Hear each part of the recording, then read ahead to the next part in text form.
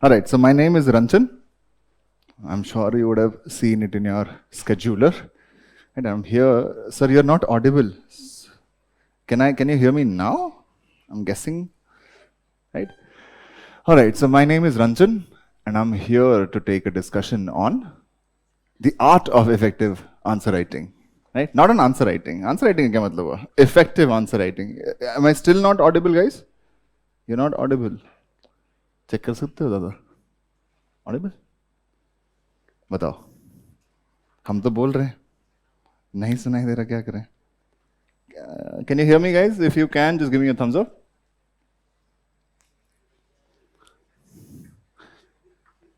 So easy. All right. Fine? Perfect. Great. Okay. This session is going to be on.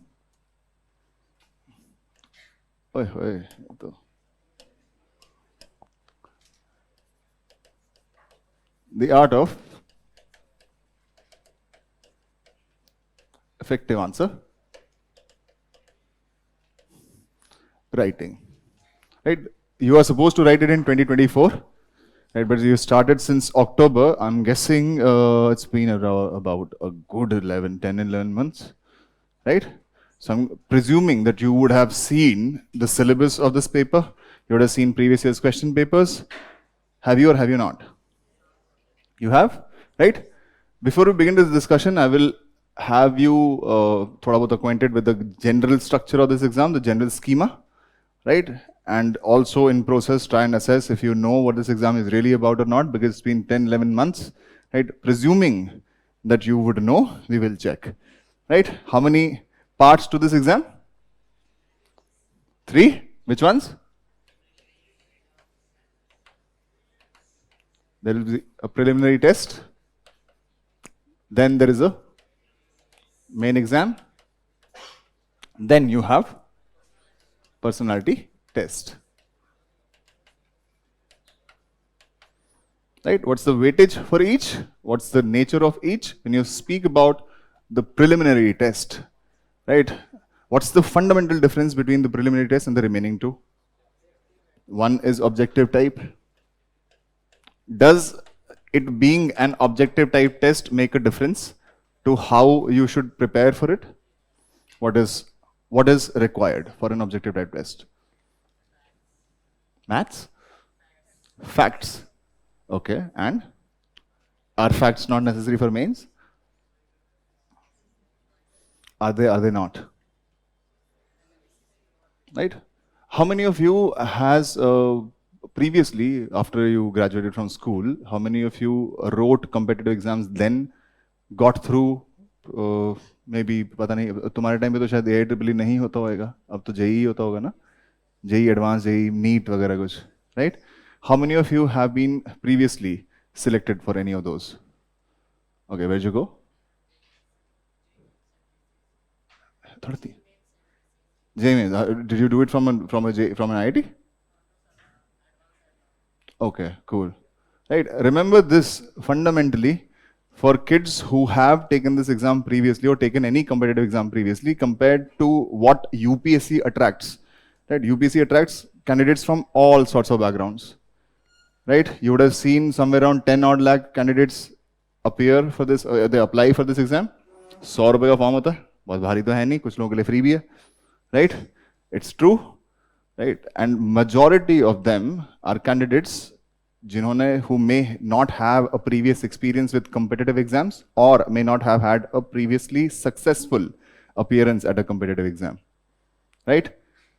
Why am I mentioning that here is the fundamental difference between a candidate who could not clear it previously, right? And why should that candidate then raise a hope on this exam, right? Fundamentally, somebody who has cleared a competitive exam previously understands the nature of these exams. These are not board exams. These are not university exams. It is a competitive exam, right? What should that make it, like, why should that make a difference? At the end of the day, it's eventually going to check your knowledge, right? How should that make a difference? Should it make a difference at all? Or should it not? The fundamental difference is in terms of your mindset, right? Somebody who's appearing for a competitive exam knows fully well that you do not have to score a 60% out of, let's say, 100% to get selected. He knows or she knows that you have to do better than other candidates, right? So for them, what is fundamentally important is knowing what your competition is, वो लोग क्या करते हैं, right? Just trying to do that one step better. That's about it, right? Compared to a lot of candidates, especially in civil services. Why? Because there is also a cultural affinity towards civil services, right? In terms of government jobs, there is a cultural affinity towards government jobs in the country. And amongst government jobs, what is the best that you can get? The best is minister, right? The second best should be this, a legislator mostly. The third best should be civil services. For the previous two, you do not have to write exams, right? Wahan exam thoda real life wala hai, right? Which is why it's much more difficult compared to this one, right? This one is fundamentally, this involve a testing process, and if you get through the testing process, you will be placed at the higher echelons of the government. Remember this, civil services is basically, if you have to think of it, there is no parallel in the world in terms of an exam that can get you into situations or into positions that are that powerful, right? When you look at the developed West, right, there you will not find any instances of exams happening and people getting to be secretary of, let's say, a health department because they cleared an exam. This only happens in India, right? Maybe other developing nations, right? But primarily India, right? So this is your one shot at getting into echelons of power just by writing an exam. And this is also a complaint amongst army men. वो भी बोलते हैं ना कि अरे एक बार exam लिख दिया जिंदगी भर के लिए इनका चल गया, उनके लिए step by step they have to prove themselves. That does not happen with civil services, right? One, you get to become a really powerful member of the government. The second thing being that this is just a one-time exam, right? And in a nation where there will be a lot of cultural affinity for a post like that, and why should there not be? इतनी important position है, इतना powerful position है, why would you not want to be that person? You would, right? Which is why it will attract humongous crowds, which it does. 10 lakh बच्चे form भरते हैं इसके, right? Are all those 10 lakh people, are all of them your competition? Are all of them your competition? Maybe not. Why? Because remember, somebody who is smart enough understands the requirement of a competitive exam, right? Most of these people either have looked at a YouTube video of a mock interview happening somewhere, and they got a little flustered, they got a little influenced by that, कि अरे ये तो nuclear doctrine पे question पूछ लिया, and इसने जवाब भी दे दिया, impressive, right? कहाँ से बैकग्राउंड था, कुछ इसने हिस्ट्री करी हुई थी, वो न्यूक्लियर बैकग्राउंड पे कैसे बात कर रहा है, right? People get flustered, and somebody who does not know anything will get impressed. Idiots get impressed the most. It's very simple.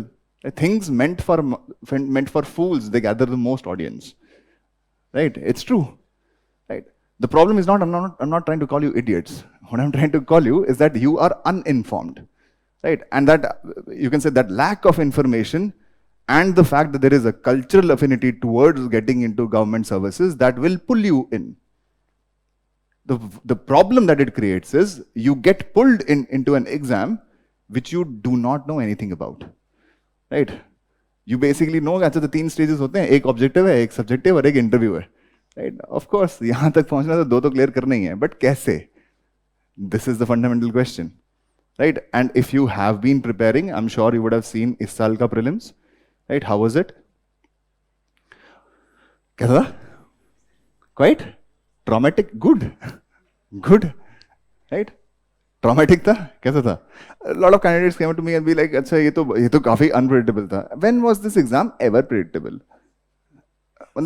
If somebody who's prepared for a year and a half, he comes back to you and says, इस साल तो यार ये बहुत ही unpredictable question paper आ गया, then he clearly has not done his basic homework. Basic homework of looking at क्या पूछा जाता है, right? Looking at syllabus क्या है, right? Sources क्या होने चाहिए, तैयारी किस तरीके से करनी चाहिए. Only such a person will come to you and be like, अरे यार ये तो इन्होंने हिस्ट्री कहाँ से पूछी पता नहीं है. कभी भी वो limited sources से तुमसे चीजें नहीं पूछते, right? At the end of the day, in an exam, if there are 10 lakh candidates appearing, if they're not appearing, they're definitely applying. 4-5 lakhs appear, right अगर वैसे एग्जाम में 200 में से कट ऑफ 80 नंबर जा रही है, 85 जा रही है, 90 जा रही है, clearly it's not a case of information. Right information का तो ये गेम अकेले का है नहीं. This is something you have to understand. Right अगर इंफॉर्मेशन का ही गेम होता, statistically speaking you would only you'll find most 6-timers, right? Then you would have found 5-timers, then 4-timers, then third, then second, and barely anyone who clears it in the first go, right? But if you look at the mix of candidates who eventually get selected, usme you'll find quite a lot of first-timers, quite a lot of second and third-timers too, right? दिखता है तुमको. And usually speaking 6-timer कम ही दिखते हैं, बहुत कम दिखते हैं. Why? Because they are there for a reason. They are appearing for the 6th time for a reason, because they possibly are committing the same mistake over and over again, right? Maybe some people genuinely are very unlucky कि यार पहुंच जाते हैं interview नहीं हो पाता, right? Some people are unlucky, but most of these candidates are people who have been repeating the same mistakes. The mistake comes from the fact that you did not understand what the requirements of this exam were, right? Anybody who has previously taken a competitive exam successfully knows it fairly well. Right? So what difference should an objective exam make? मतलब difference क्या होगा अगर objective है तो? ले दे के syllabus तो same है. प्रीलिम्स का कोई सिलेबस है? प्रीलिम्स का सिलेबस है, right? But if you look at it, वो 4-5 लाइन है. It does not really specify exactly क्या. हिस्ट्री तो हिस्ट्री, करंट इवेंट्स तो करंट इवेंट्स, एग्जैक्टली क्या पता नहीं, right? So how do you really assess कि किस टाइप के क्वेश्चंस पूछते हैं? क्या पता? कैसे पता चलता है? Previous years question papers. Right? It's very simple. Go back, look at previous year's question papers and see what kind of questions do they typically ask. Right? With each previous year question paper, you will also find an official cutoff. एक official cutoff भी आती है. Right? इस साल की अभी तक शायद आ गई. पिछले साल की तो आई होगी. हाँ, इस साल की तो फाइनल रिजल्ट के बाद ही आएगी, जब आएगी. Right? They will understand, they will appreciate किस टाइप के questions आते हैं. Right? And basis that they will then strategize. Right?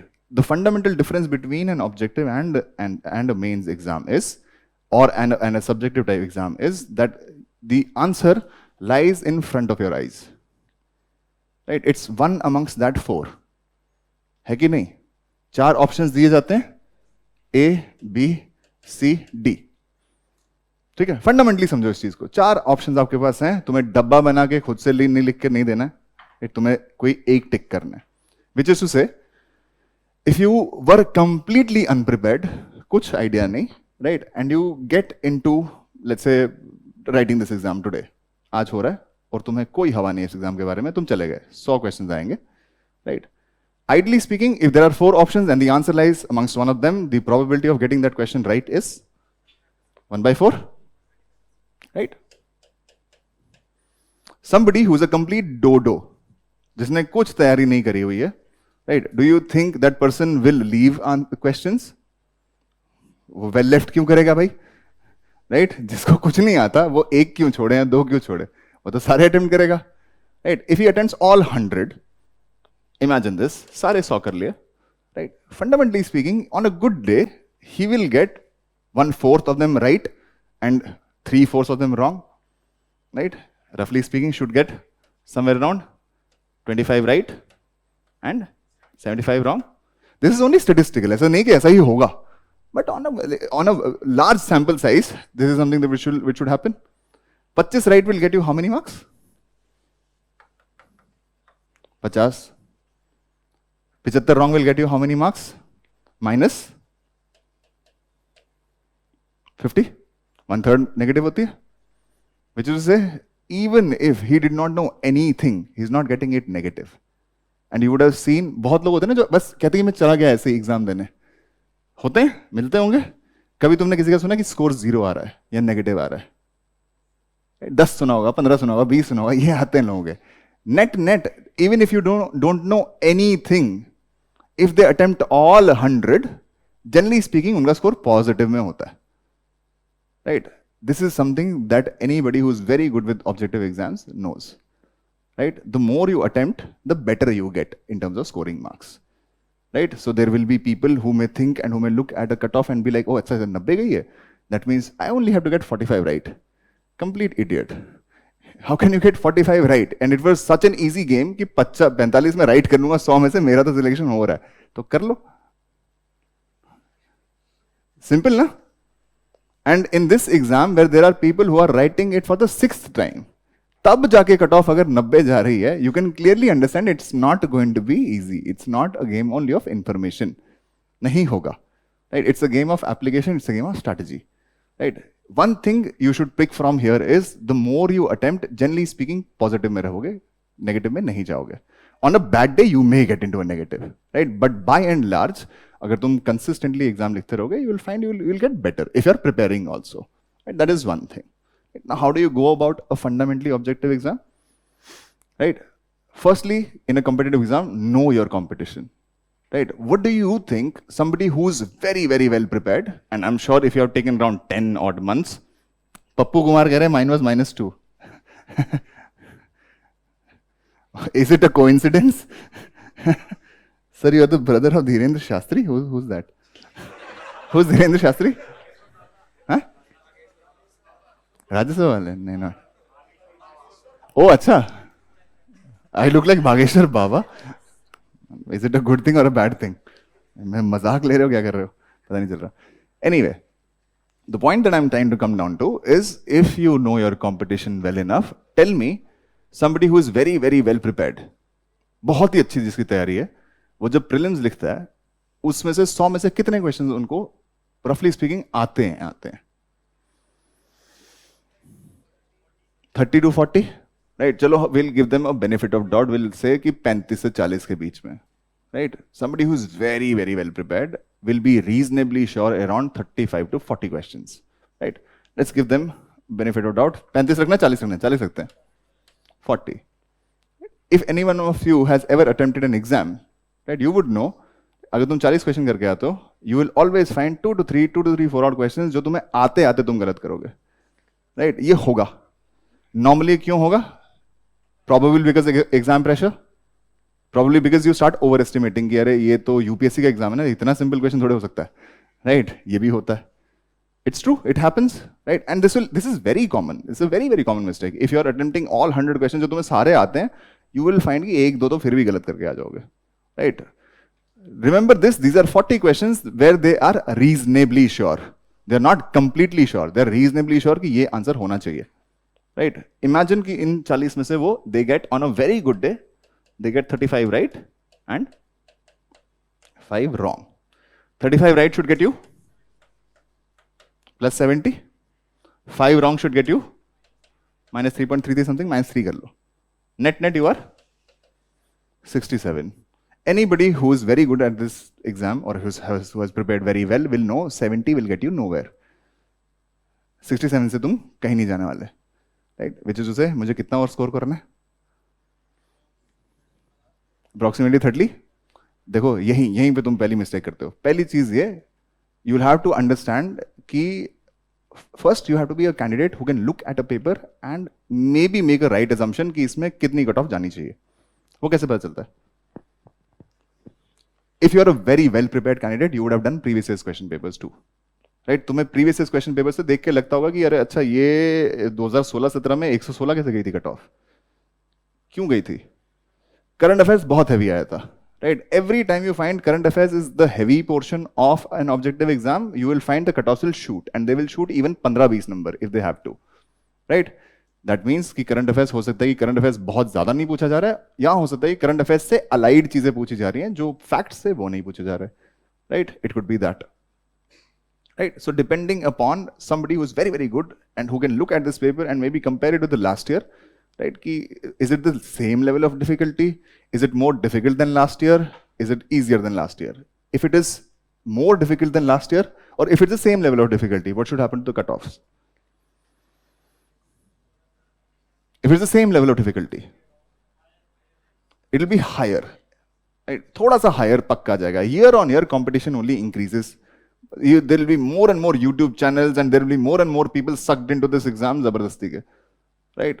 That will happen, right? People also will get better with more information. So you will imagine that even if it's the same level of difficulty, don't be too kind to yourself. Tell yourself कि 5 एक number तो cut off ऊपर जाएगी. अगर पिछले साल 95 है, इस साल 100 जाएगी. So I have to score 33 more. 33 और लाने हैं. If it's easier than last year, cut off can rise. And if it's more difficult than last year, imagine की कट ऑफ अगर गिरेगी भी 2-3 नंबर, बहुत ही हो गए तो 5, राइट? उससे ज्यादा कभी अपने आप को लीवे मत दो, राइट? विच इज टू से somebody, let's say right now the trend is such कि अभी 90 is around 90 is the cutoff. If the paper happens to be similar, right, you can imagine, चलो 95, so what is the safe score for you? Safe score should be 100. 100 cross कर लोगे तो most likely clear कर ही दोगे. For getting 100 you have to score another 33. अब another 33 कैसे आएंगे? जो तुमको आते थे वो तो तुमने जोड़ दिया, right? How will you get another 33? How? Should you just stop attempting? You can't stop attempting. 70 is not going to see you anywhere. कहीं नहीं दिखेगा, right? You have to attempt more.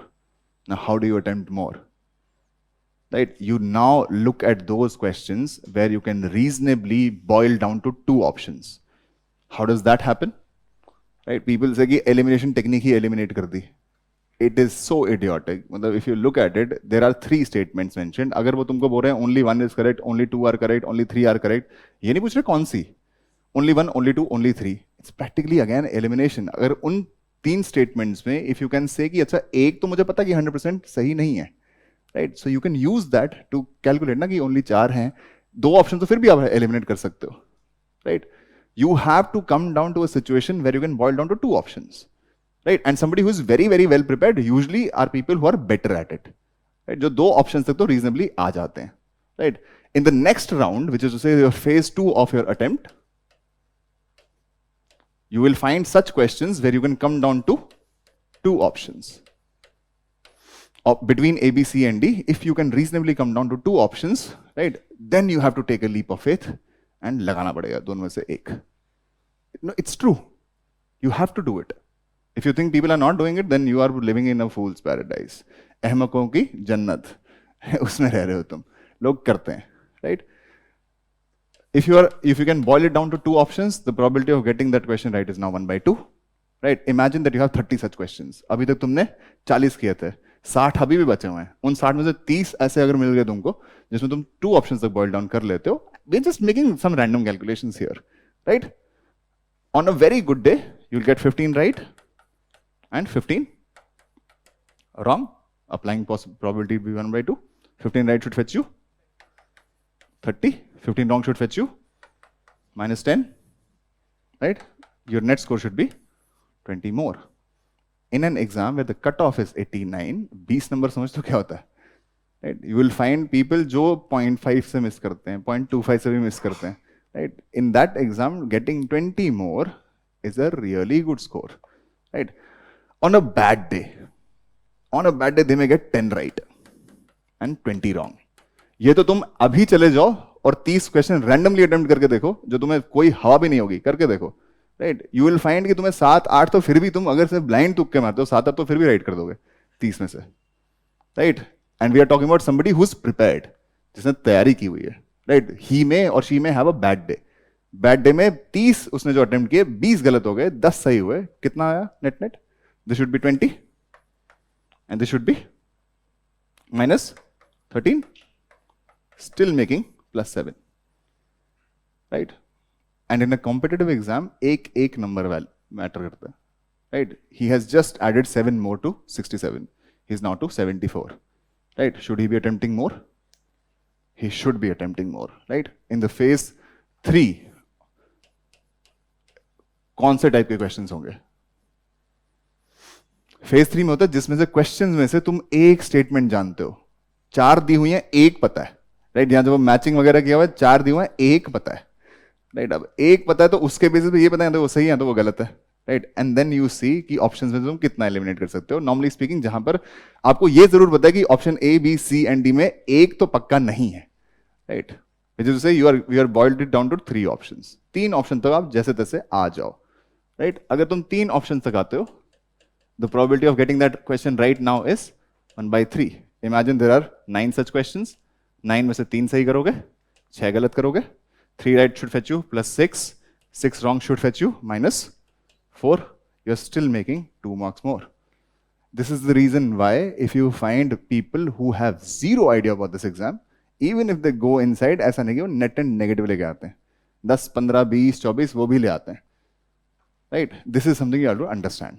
In an exam जहां पर 10 लाख बंदा form भर रहा है, form 100 रुपए का है, राइट, और 4.5 लाख 5 लाख बंदा आएगा फॉर्म मतलब एग्जाम लिखने के लिए, right, where in out of those 5 lakh candidates maybe if you're being very kind to them, 1 lakh people actually know what this exam is, right, which is to say 1 lakh people know what it requires. Out of those 1 lakh people, 70 odd thousand people, I'm being very kind, 70,000 people actually apply themselves, right? That's your real competition, right? But remember this, 70,000 may be your real competition, but there are 4.3 lakh other kids who have no option but to mark everything, right? Generally speaking, that should push the cutoff up. एक तरफ से cut off up हो रही होगी और दूसरी तरफ से इंसान बैठा होगा वो थोड़ा रीजनेबली कंजर्वेटिव खेल रहा होगा, राइट. और यूजुअली कंजर्वेटिव कौन खेलता है? जिसने 6 रिवीजन की हुई है, 10 रिवीजन की हुई है, हु इज इमेजिनिंग कि जो मैंने पढ़ा था उसमें से क्यों नहीं आया, वो कभी नहीं आने वाला, राइट. होगा on a good day you may gate 20 such question जो यार एग्जैक्टली पढ़ा था यही आ गया, राइट. एंड अगर वैसा हो रहा है तो इमेजिन करो कि बाकियों को भी आता है, तुम्हें अकेले को नहीं आता है, सबको आता है, right. This is what you have to understand. Net you will have to try to maximize. जितने क्वेश्चन तुम्हें अटेम्प्ट करने चाहिए मैक्सिमम करो, राइट. अब कितने और क्या, this is a fundamental question, right. Fundamental question is I will come back to. Fundamental question is how many. A lot of candidates will come in, they will ask you sir ji कितने करने चाहिए, 80, 90, 85, 65, 70 odd. In my experience, even this year also, I asked most of my candidates, most of the people that I also taught who did not get through, I asked them how many did you do? 63, 61. मैं तुम 61 करके तुम्हें imagine कर रहे हो कि तुम्हारे 90 आ जाएंगे, something strange.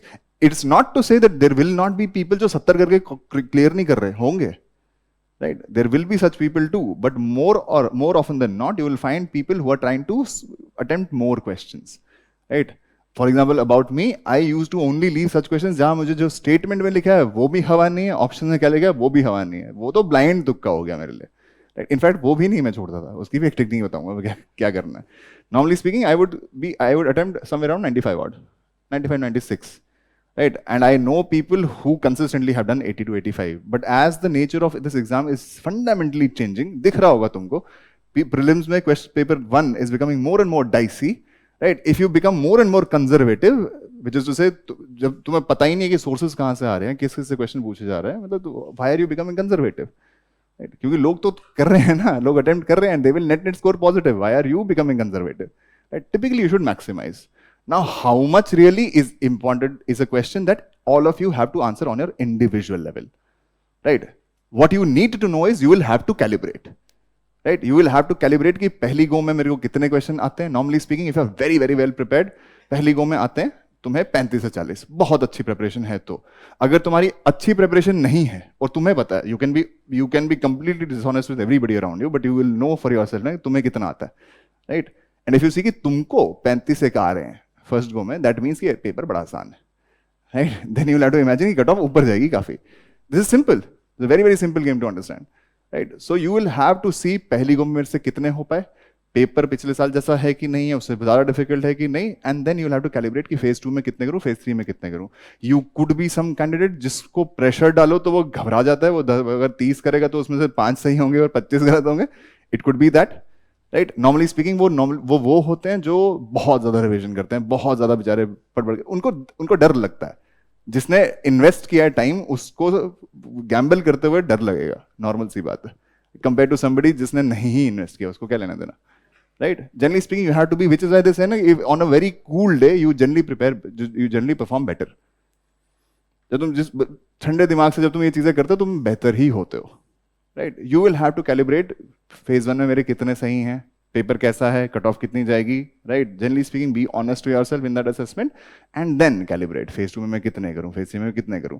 Normally speaking if somebody asks मी, मैं सजेस्ट करूंगा nothing less than 80 should be your benchmark, इतना तो करना चाहिए. But that again is I can't give you a magic number कि 80 होना चाहिए. For some people it could be 70. It really depends upon how the paper was. कैसा वो paper है, हो सकता है बहुत डिफिकल्ट और बना दे, तो 80 क्यों करने हैं, right. It could be anything, but remember this will not change, right. Calibration has to happen. That day will decide how many you should attempt, right. And how do you really know what kind of a candidate you are. 35 test series में दिए किस ले जाते हैं, वो यही है.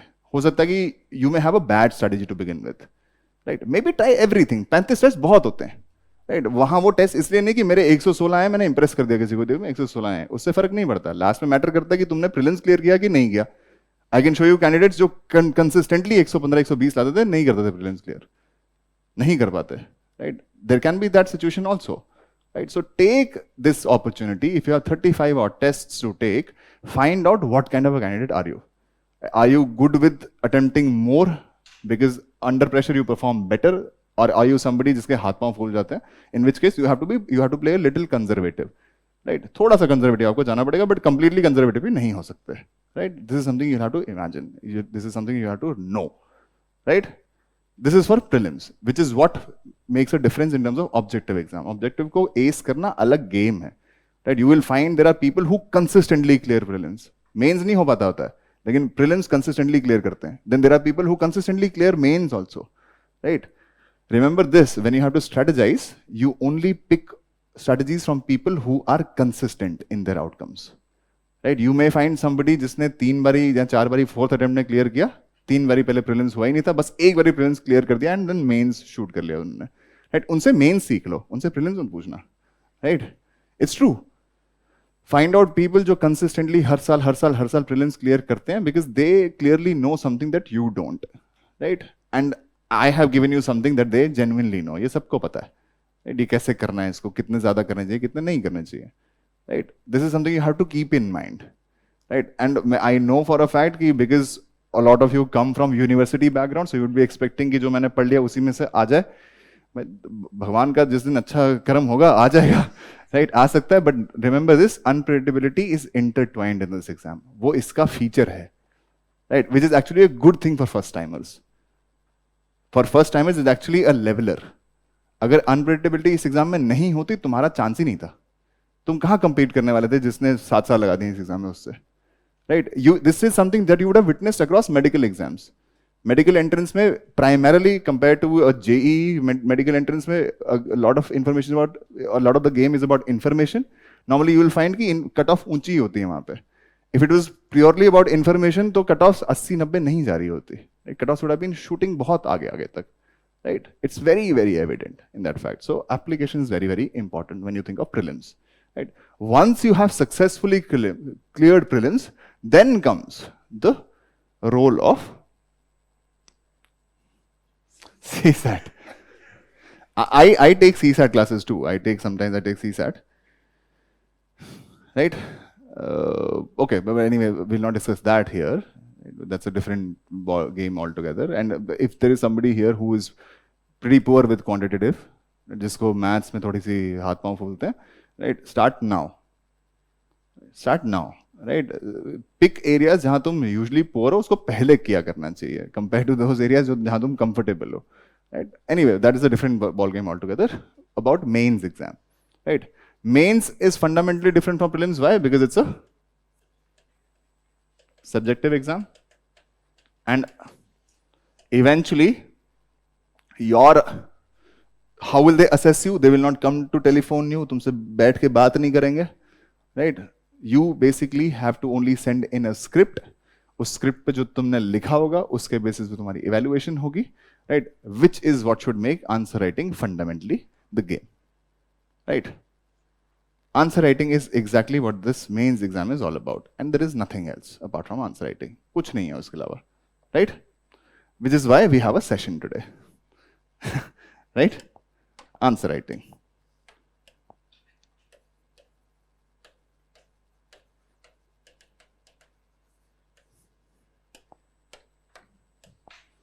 अब आप पहले पूछ लो, पहले आप पूछ लो, पूछ रहे थे. Phase 2.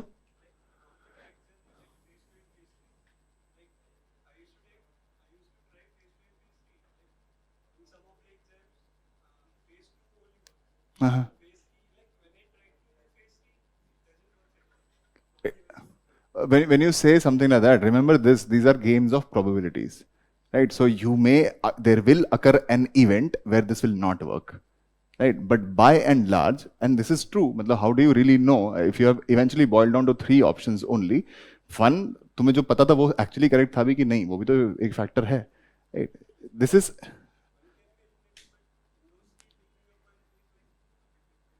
it is difficult, of course it is difficult, in which case I can tell you a little bit of a hack. The hack is, and this will require you to do a little bit of a mehnat on your own, right? 2013 onwards, pick up all official answer keys, right? Calculate the number of A's, B's, C's and D's, right? Do this and find out which is the most common option, right? If you have to make a tukka, right, generally speaking, go with that, right? I'm telling you this. This is, see, the point here is you will never know this unless you have done this. Right? जब तो तुमने पता, अभी तो तुमको लग रहा है ये पता नहीं क्या बकवास हो रही है. Right? The moment you start doing it, of course you will have days where it will not work. It's pretty evident, why this is a game of probabilities. Right? तो हमेशा तो वो correct नहीं होगा. Right? But out of 10 times, 7 times it will work. Right? If it works 7 times, you are giving yourself an in chance. Right? Remember this. Eventually, this is the element of luck in this exam. And if somebody tells you there is no luck involved in prelims, is completely mistaken. Right? Absolutely mistaken. There was no luck involved when they had CSAT also to be counted for. Right? Because if you have 2 papers, if the first one goes bad, at least you try to make up in the second one. Right? Or if the first one goes all right, second one can be reasonably lax. When you have only a qualifying paper and then you have GS1 where they are asking you questions left, right and center from places you have never heard of, how do you tell people that this is not about luck? It will have luck, but you have to be very hardworking to be that lucky one. And if you go in without a strategy, then you are completely reliant on luck. Right? If you want to be completely reliant on luck, that's your choice. Right? You may have a bad strategy, remember this, but have one. Bad strategy can be overcome. It can be improved. No strategy cannot be improved, right? This is something you have to fundamentally understand. If you are, and there are people who will come back to me and be like, अच्छा मेरे तो 110 आ रहे थे, suddenly 78 आ गए. हो सकता है ना? It's quite possible, right? When I gave my first attempt, the cutoff then was 224. Right? Nobody would have imagined it to be 224 that year. Normally speaking, it used to be 189, 190. 224 suddenly चली गई. ये तो हो ही सकता है ना? That depended upon what kind of a paper it was. CSAT was extremely easy. I scored 184 in CSAT. तो मेरे लिए 224 लाना क्या बड़ी बात है, right? There were people जिनको मैथ्स में हाथ पांव फूलते वो नहीं ले पाए, और it depends. That can happen, no? That depends on the D day. उस दिन कैसा एग्जाम पूछा, right? It can always happen कि भाई किसी दिन चलेगा किसी दिन नहीं चलेगा. But understanding fundamentally that you will have to attempt more. Sometimes you will also know what kind of questions you are really bad at guessing, so you maybe avoid guessing them. Right? This is something you will only discover with time. And will it work every day? No. Will it work on most days? Yes. Right? Then that's the element of luck. Right? And you will all have to fight. Life is about probabilities. There's no certainty. Right? You will have to find a way to deal with these uncertainties. Right? All right. So about answer writing. Why is answer writing important? Once again, if you look at your marks distribution, mains is GS1, GS2, GS3, GS4, essay and optional. Right? All of them 1000, essay 250, optional 500, a total of 1750. Plus what will get added eventually is personality test out of 275. Basically, net total should be 2025. Out of 2025, 1750 is decided by mains. Right? So, have you seen candidates जिनका होता है कि तीसरी बारी interview दे रहा हूँ, नहीं हुआ? It's usually not because वो इंटरव्यू में फेल कर रहे हैं. It's usually because यहाँ स्कोर उनका उतना ज़्यादा नहीं आ रहा. Right? In fact, you would have found 2 to 3 years back there was a topper from PubAd. His personality test ka score was, I think if I'm not mistaken, in the 160s. He was rank 1. Right? Clearly, if the weightage is in favor of mains, you would want to maximize your scores here. Personality test पे तो eventually खैर वो तो if you are very good with this personality test you will handle. Unless you do a real bad mistake या कुछ और ही कर दोगे तो अलग बात है. But generally speaking, personality test also because it's much more subjective than something which is in your control, right? And there is much more weightage here. You will have to allocate time. Right? And mains mein, because you'll have to conjure up answers, right? Answer writing becomes very, very critical, right? Is it different from your university exams? Partly yes, and in some cases also not so much. Right? How is it different? There is a reason why you come down to coaching institutes and then you are told to study NCRTs again. Right? Why?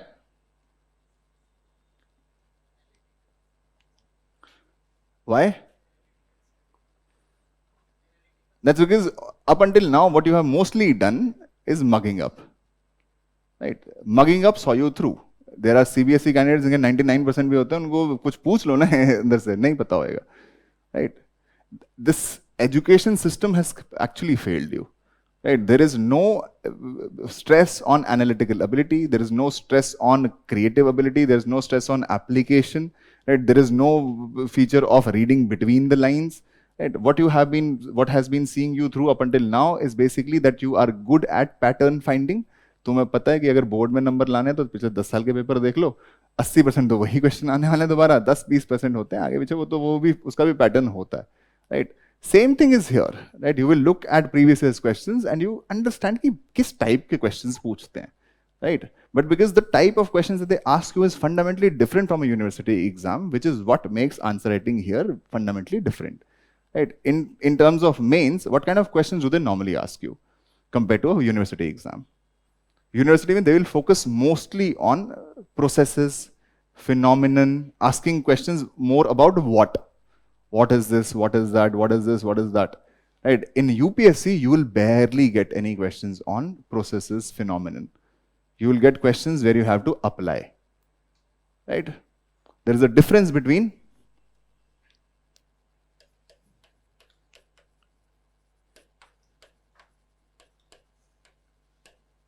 and their application. Now, don't get me wrong. If somebody tells you this game is not about information, he is completely mistaken. You will never know how to apply things unless you have some bit of information on that, right? But exactly this is what should decide kitni information tumko chahiye. At the end of the day, if they are asking you questions not on phenomenon but on issues, right? Pick up any question paper. कोई भी question paper उठाओ mains का, पिछले 10 साल के उठाओ. In fact 2013 से पहले जाने की कोई जरूरत है ही नहीं. Right, 2013 के बाद से, because the nature of the exam changed, right? They changed the syllabus altogether, structure changed, and the kind of questions they have been asking since 2013 has been fundamentally different. पिछले 9-10 साल के question paper उठाओ and look at the kind of questions they ask you. Even if they ask you questions in history, if there are 10 questions per paper in history, maybe 1 or 2 are about specific instances.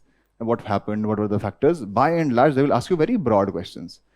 Right? If they will not ask you tribal uprisings कौन सी थी. They will ask you about कि उनका, they will generally ask you role of women बताओ in your freedom struggle. Right? Tribal uprisings का contribution बताओ towards your total freedom struggle. Right? Questions that are much more broad based. Right? Something that if you're not too specific in history, if you're picking up let's say a GS2 or GS3, where mostly everybody would have one thing or the other to write. कुछ ना कुछ तो होगा, अगर उसने साल भर पढ़ाई करी हुई है, कुछ ना कुछ उसका लिखने के लिए होगा. Right? This is very very different from a university exam. University exams में आपने कुछ नहीं करना है, आपने उठाना है what रट लेने हैं, and then you have to one if questions वैसे ही आने वाले हैं. दूसरा तरीका तुमको ये भी पता है कि शीटें भर लो जितनी भर सकते हो. Right? Normally speaking, marks are directly correlated with the number of sheets. Right? Not all across, not all universities certainly. If there is an engineer here who would know कि ऐसा तो नहीं होता, right? But generally, this is fundamentally different, very very different, right? If there are more questions on issues than there are on phenomenon, right? How much time should you invest in phenomenon and how much time should you invest in issues? Right? अगर 20 में से तुम्हें पता है यार 4 question आते हैं जो what type के होते हैं, 16-17 क्वेश्चन तो आते हैं issues पे ही. So if you have to invest your time, you'll have to invest the time in exact same proportion, which is say focus much more on issues. More than half of your time should go into understanding issues than understanding the phenomenon. You will not have to invest a lot of time in understanding inflation, then you will have to invest in understanding why inflation targeting. Right? It's basically this game. Right? You will not have to spend a lot of time understanding what public debt is compared to why is public debt management agency being thought of. ये किस लिए इसकी क्यों बात हो रही है? They do not require you to be academics. Remember, the name of that is exam is general studies. Right? You should generally know about things. Right? Have you seen? In fact, there was a session that happened earlier also, and I mentioned it there. Do you not see Ravish Kumar talking about Rafael? बात करते हैं ना, रविश कुमार पता है, सबको ही पता होंगे यार, right? Normally speaking, right? He talks about Rafael. Do you think he's an expert in defense manufacturing? He talks about the political aspect of Rafael. कि फ्रांस से ही क्यों, इतना महंगा क्यों, right? He has a journalistic instinct. He understands what his audience wants, right? उस हिसाब से same topic के बारे में वो चीजें बतानी जो जनरल जनता को चाहिए. जनरल जनता को फर्क पड़ता है एरोडायनेमिक्स से, उनको पता है राफेल में क्या लगता है क्या नहीं लगता. But that does not mean कि news around Rafael will not sell. It will, right? Depending on your audience, you have to basically mold yourself to. In an exam setup, in a transaction between you and an examiner, where the syllabus pretty much covers everything under the sky, knowing what to be read and how much to be read is very, very important, right? Have that journalistic instinct, which is the same. You may not know everything about microeconomics, but you should know what those terms mean. उनका मतलब क्या है, उनके around issues जो बन रहे हैं वो इश्यूज क्यों बन रहे हैं, ये पता होने के लिए तो आपको इकोनॉमिस्ट नहीं होना होता, right? Every journalist talks about all of these things. लोग साइंस एंड टेक में जर्नलिज्म करते हैं, जिसमें वो वैक्सीन की बात करते हैं. They have no degree in medicine, पर वो करते हैं. क्यों? Because there are aspects of vaccines that can be read and understood. वो समझ में आ जाएगी, वो काम आम जनता को भी बताई जा सकती है. This is exactly what should tell you what extent of studies have to happen, right? Mostly from a journalistic point of view, right? This is an exam, a transaction. You have to impress your examiner, right? I think if you get too much into details, you're losing out on a lot, right? Remember this. If you have to think about good writing, and a lot of people will be confused about good writing in general,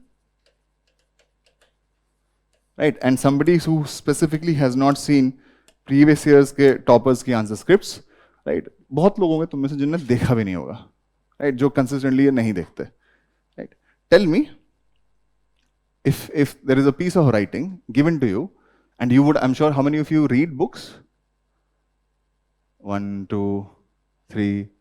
Reading always has been a very, very niche habit. ऐसा नहीं, it's not surprising to me that in a class of 100 odd, there is only 4 people who have read previously, right? There must be, and among other people, you must read newspapers, वगैरह कुछ तो पढ़ते ही होगे, right?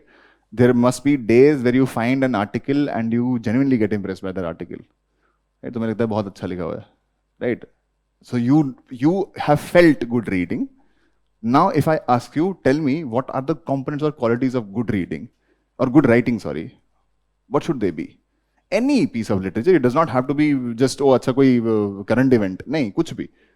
Right? Be it a poem, be it prose, be it whatever it is. Right? Be it for children. Good writing का मतलब क्या है? First thing is simple in understanding, which is easy to understand. Apart from this, what? Conciseness. It should be concise. Concise is necessary. If you pick an Ayn Rand की Fountainhead, वो देख के इतना मोटी किताब घबराहट हो जाएगी किसी को भी, right? But ऐसा नहीं कि it doesn't mean कि मोटी बुक्स अच्छी नहीं होती हैं भाई, right? Generally speaking, conciseness is what you will prefer, right? Apart from this, what else? Flow, which is to say there should be some logical flow.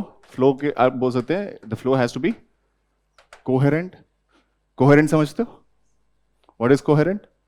Have you ever seen a movie, right? Movie भी is basically about story telling, right? In a movie, generally speaking, they give you a certain pretext, there is a story that then flows, right? कई बार क्या होता है, बीच story में तीसरे character आ जाता है, फिर उसकी बैकड्रॉप बताते हैं, फिर वो तुम्हें लगता है वो क्या हो रहा था, सडनली ये कहाँ आ गए, that is called non linear story telling. एक स्टोरी बताई देन सडनली कुछ और ले आए, राइट? फिर उस कैरेक्टर को लेके आए, right? And then eventually they will find an intersection जहां दोनों मिलते हैं, उसके बाद स्टोरी फिर से लीनियरली फ्लो करती है. That is called linear flow, right? Is there any coherence there? There is coherence after the intersection only, right? But बीच में तुमने वो flow तोड़ा, right? When you speak of coherence, coherence का मतलब क्या है? That one part of that writing logically flows into the second part logically flows into the third part, eventually into a conclusion. You began with an idea, you explained upon that idea in many parts, right? All of those parts looked like, अच्छा ये fundamentally इसके बाद तो यही आना चाहिए था, यही discuss करना चाहिए था, and last में there will be a conclusion, right? That is what coherence means, right? Which is if you have to go from A to C, you will go from A to B to C, right? And there are people who have to go from A to C, they will take from A to P, then to M, then to L, then to J, फिर suddenly कुछ और, ये क्या आ गया, फिर then oh अच्छा B, then C, right? That happens. Coherence is basically this, logically flowing, right? Apart from this, what else? Facts की बात कर सकते हो. You can talk about insights in general, right? Insights, yes. Examples, illustrations, cases.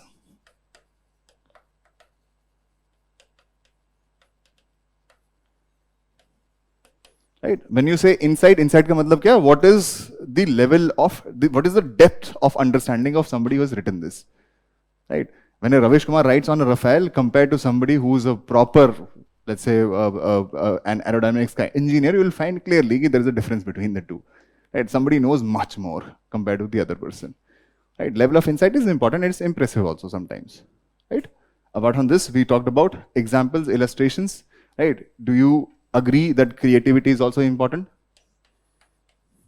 And I always keep giving an example of popular singers versus the niche ones, the good ones, right? I've given this example previously. I'm giving this example again. Look at most songs, primarily in India, are basically about what? Love separation, right? 10 गाने उठाओगे 7-8 तो इसी के around होंगे. In fact तुम 80s 90s का Bollywood उठाओगे maximum यही होगा और कुछ होता ही नहीं है वहां पे, right?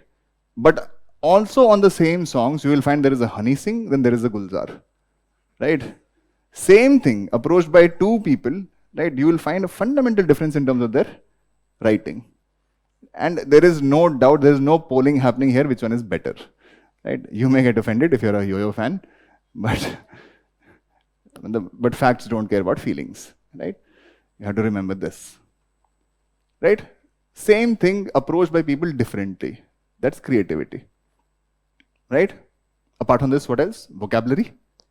Is it important? Sometimes words are very, very impressive. For example, Karan Johar's favorite word is conjectures. You don't watch Coffee with Karan? Good thing, right? His favorite word is conjectures.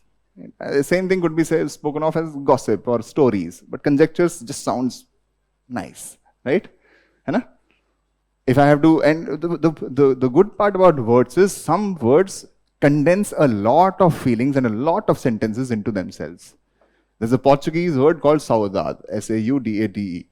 It's a word for a feeling where somebody has had two different things happen to him at the same time. Something very bad and something really good. Somebody wanted to be an IAS. The same day his result appears, he becomes an IAS. Suddenly he gets to know father has had a cardiac stroke or something. Now, what really should he feel? Should he be happy? Should he not be happy? It's a very confused state of mind. And if you have to describe this emotion, you will take a lot of lines describing the same. Right? But a word will do this trick.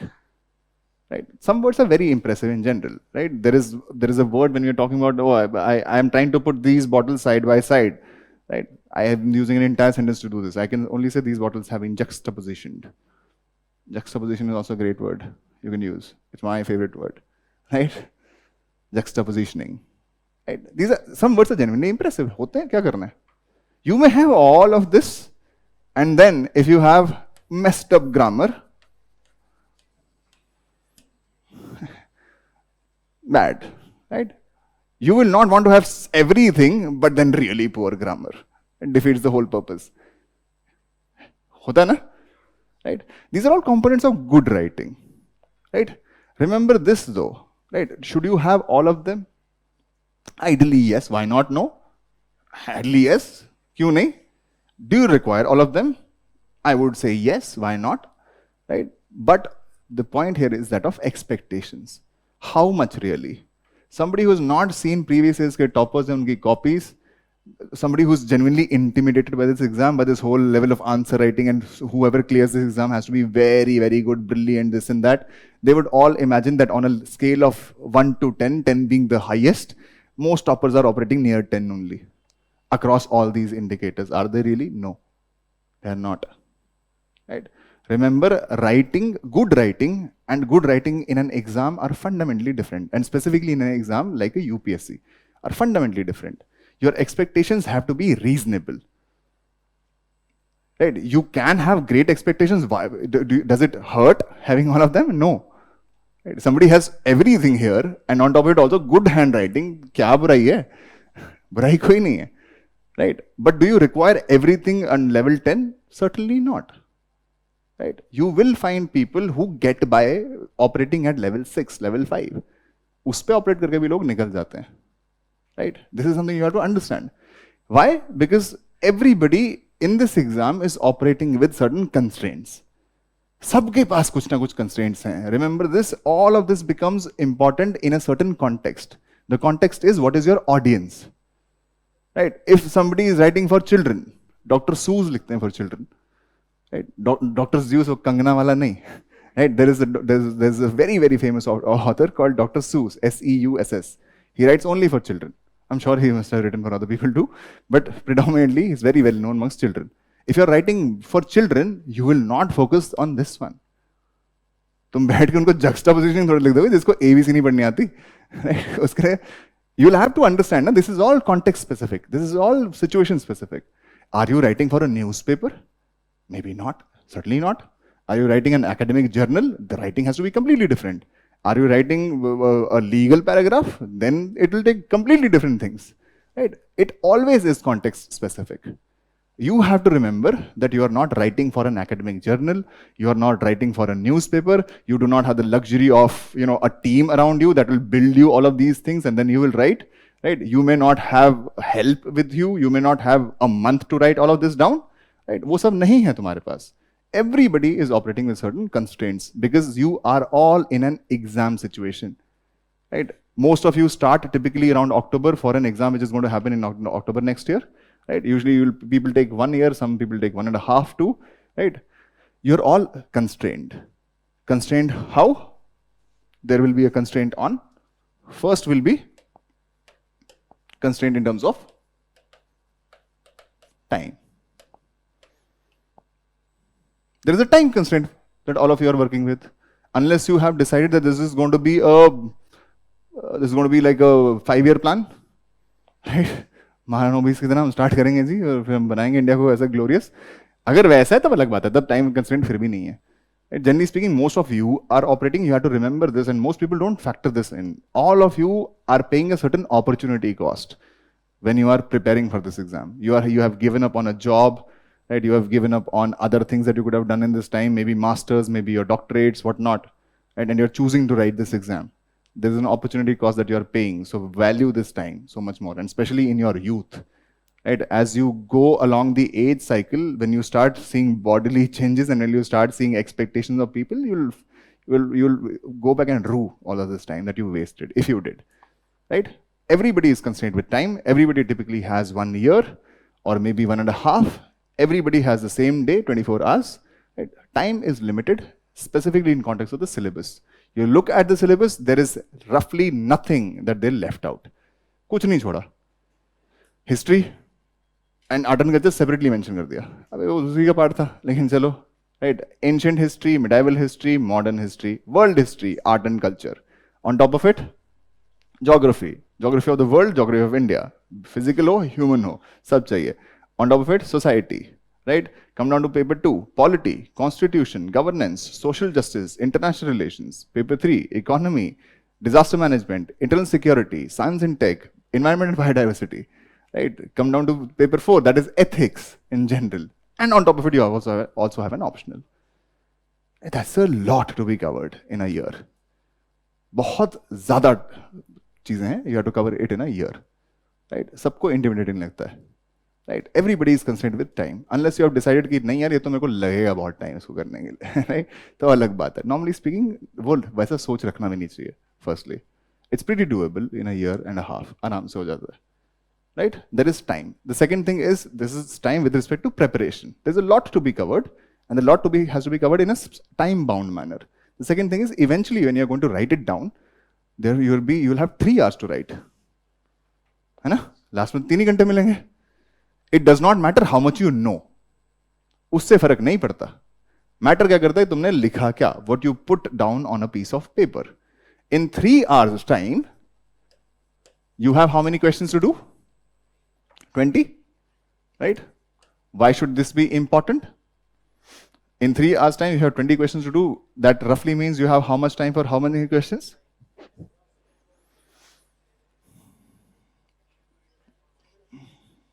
अब इसको तो divide easily कर सकते हैं 180 को 20 से. कितनी math poverty है इस क्लास में थोड़ा तो. नॉर्मली स्पीकिंग 9 हो नहीं सकता, right? It's a fundamental question on what is the marks distribution. Marks distribution कैसी है उस हिसाब से टाइम एलोकेट करना है, राइट? जब my first attempt they had 25 questions, 25 पूछे उन्होंने. That was the time when they change the syllabus, right? पहली बारी जब देखोगे 2013 का पेपर 25 क्वेश्चन है जीएस में. 25 would mean all of them are 10 markers. If all of them are 10 markers, you have to allocate the same time. Why is it important? Right? I appeared. This was my first time. My first mock test was actually my mains exam. I entered in. I looked at the question paper because nobody knew क्या होने वाला है यार. ये तो मतलब GS 1, 2, 3, 4 क्या होता है देखेंगे. उससे पहले तो वो था मेंस का एक पेपर होता था ऑप्शनल का, सॉरी इसका जनरल स्टडीज का. Now there were 4. Right? We got my first sheet when I got. I remember on when I looked at that. You get a question paper, then you also get that answer booklet with it, right? Just like you get in Vision, same thing, right? And then I looked at it and I was like, okay, 25 questions. How many do I know? I know around 15 odd. 25 में से. ठीक है, कर लेते हैं. Because I started writing and I was focusing on writing brilliant answers. तो करते I looked at ऐसे देखो अच्छा कितने लिख दिया मैंने. देखा 7.5 लिख चुका था मैंने. टाइम देखते हैं कितना हुआ. टाइम देखा 2 घंटे. 2 hours had passed. I had written only 7.5 answers in a paper where I knew 15. The next thing I do is what? Huh? What did I do next? I read the instructions. कहीं तो लिखा होगा कि यार 25 में से 20 करने हैं. कहीं नहीं लिखा था. You had to do all 25. अभी मैं क्या करूं? चलो मुझे 25 तो नहीं आते, 15 तो आते थे. And then I pick up speed. Last 1 hour, I did 5.5 odd questions. Net मैंने 12.5 questions किए थे. In a paper जहाँ मुझे खुद पता था कि यार 15 तो आते ही थे, 25 तो नहीं आते, चलो 15 तो आते थे, मैं कर तो देता, right? I did not manage my time better. Time is very important and it's always a function of marks distribution. Right now the trend is 10-15. There are 10 markers, right? 10 markers होंगे and 15 markers होंगे, right? What should this tell you? This will clearly tell you if there is a part of paper which is weighted 150 and there is a part of paper which is weighted 100, you will have to give more time to 150 than you want to give to 100. And preferably, you may want to begin by 15 markers, right? Because if you end up losing 1 or 2 questions because of time issues, better be 10 marker than a 15 marker. Right? This fundamentally changes the game. It may so happen कल को वो कुछ और कर दें. 20 question लाए 12.5 के. If 20 question 12.5 के आगे, then you have to give equal time to all of them. Right? When you have 150 here, 150 divided by 250, this is roughly around 3 by 5. 3 by 5 of 180 is somewhere around. How many should you be? This should be around 118 odd, 120 odd. Right? This should be 11 minutes. Right? 15 marker के लिए normally speaking 11 1 minute होते हैं and 10 marker के लिए you have रफली around 7 minutes, right? Now do all of these questions have to be given 7 minutes and 11 minutes? No. Why? Because if you look at a paper on a good day you may get around 18-19 जो तुम्हें आते होंगे, right? But ऐसा कम ही होता है, right? You will find that there will be 3 to 4 questions that will definitely puzzle you. हो सकता है कि वो क्वेश्चन जिसके बारे में पूछा गया नहीं अंदाजा क्या लिखा है, राइट? हो सकता है कि उस क्वेश्चन में जो इन्फॉर्मेशन दे दी है वही पता थी, राइट? और उन्होंने क्वेश्चन में ही लिख दी, अब मैं क्या लिखूं? ये भी पॉसिबिलिटी है. हो सकता है कि that question is about a topic that you were prepared in, but exactly what you had studied वो तो नहीं पूछा, कुछ और ही चीज पूछ ली इसमें से, right? That can also happen, it can happen. So for those questions, one, should you attempt them or should you not? This is also something that there is a fundamental debate about. Should you be looking at only those questions to which you know complete answers and good answers to and focus on maximizing your scores there? Or should you be focusing on attempting more questions? Right? I'll tell you one thing. The day I wrote that exam, 12 and a half, which I did for GS1, you know what my score was for 12 and a half? 79. I scored 79 in a paper where I only attempted roughly around 13 odd, which is to say I would have scored roughly 6 in each. You know, Usal rank 1 was Gaurav Agarwal. Now Gaurav Agarwal he also had history as an optional. And funny story, but he pretty much attempted most questions in paper 1. Right? His score was, if I'm not mistaken, in the late 90s or maybe early 100s. He has basically done more questions than I have. Right? So should it mean that you should only focus on questions that you know answers to, or you should be focusing on maximizing scores or maximizing the number of questions that you do? There is no single answer to this question. Right, but what I can tell you is something that my senior told me. She was already an IPS. She was a senior at Pilani. Then she also went to IIM Ahmedabad, cleared her UPSC in the first go. Her father was the director CBI. Then, right, she cleared IPS. She told me something very fundamental. She said, in this exam, go in, right? If you get 20 questions, the first focus has to be to complete 20 questions. Right? Why? The logic is very simple. If you do not attempt a question, you get a 0. If you attempt a question, there are chances you get a 0.5. There are chances you get a 0.25. You don't know. There are chances you may get a 1. There are chances, right? If you do not give yourself that chance, you are straight up getting a 0. कोई penalty नहीं मिलेगी, पर 0 मिलेगा. Right? For certain questions, imagine, because on a good day, it will so happen, हमेशा होगा paper में 3-4 question ऐसे हैं जो पता है, पता नहीं पता है, क्या करें, लिखें नहीं लिखें. राइट, बट अगर कोई चांस है तुम्हारे पास टू पिकअप 0.5, लेट्स से 0.5 भी उठाओ 3-4 क्वेश्चंस में से, 15 में से 0.5 तो मिल ही सकता है ना, ऐसा भी क्या है, राइट? 10 में से 0.5 तो मिल ही सकता है.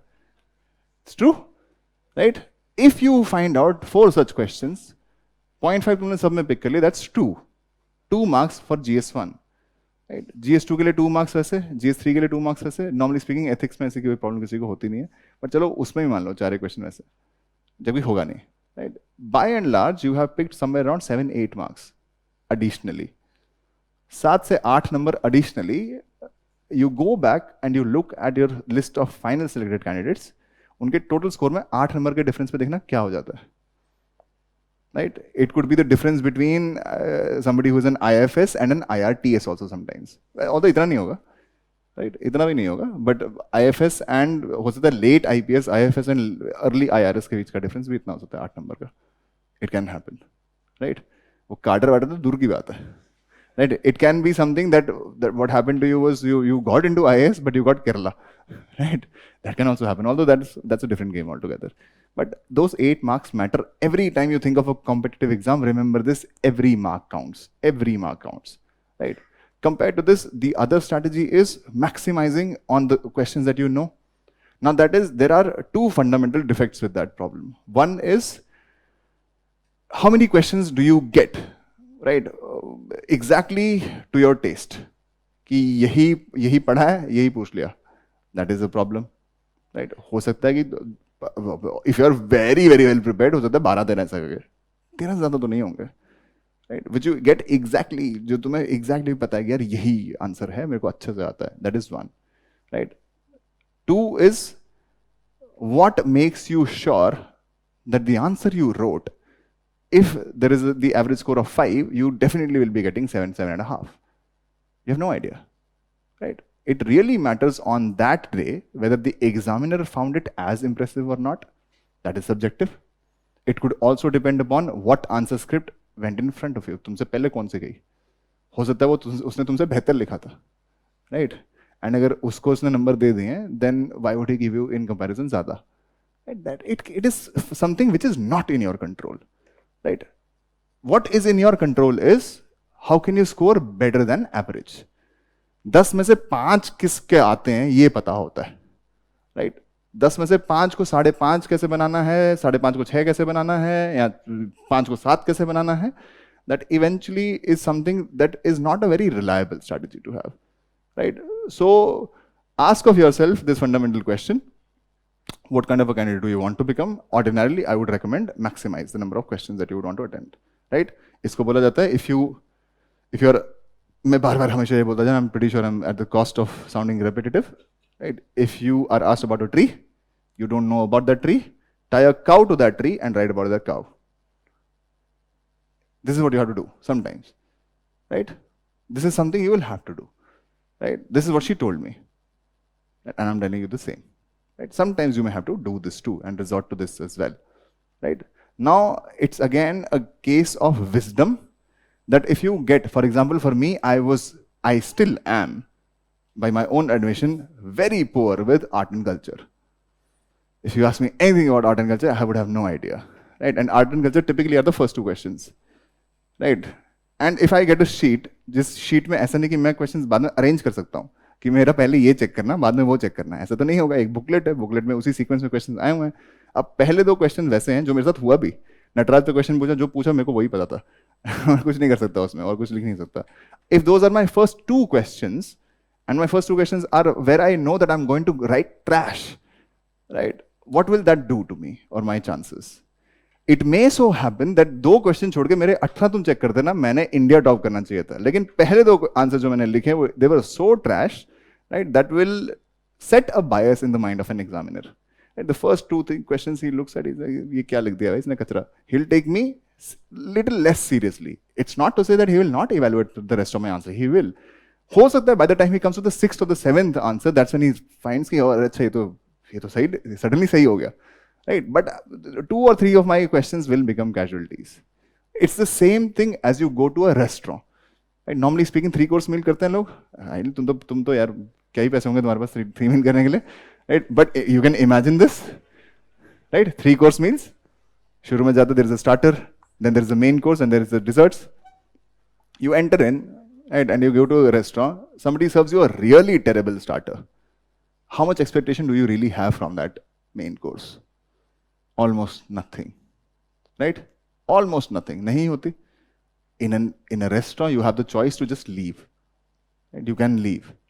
For an examiner, that's not the choice. It's not like ये 2 trash लगे इसको नहीं check करूँगा. ऐसा नहीं हो सकता. He has to check it, right? But that will create a bad taste in his mouth.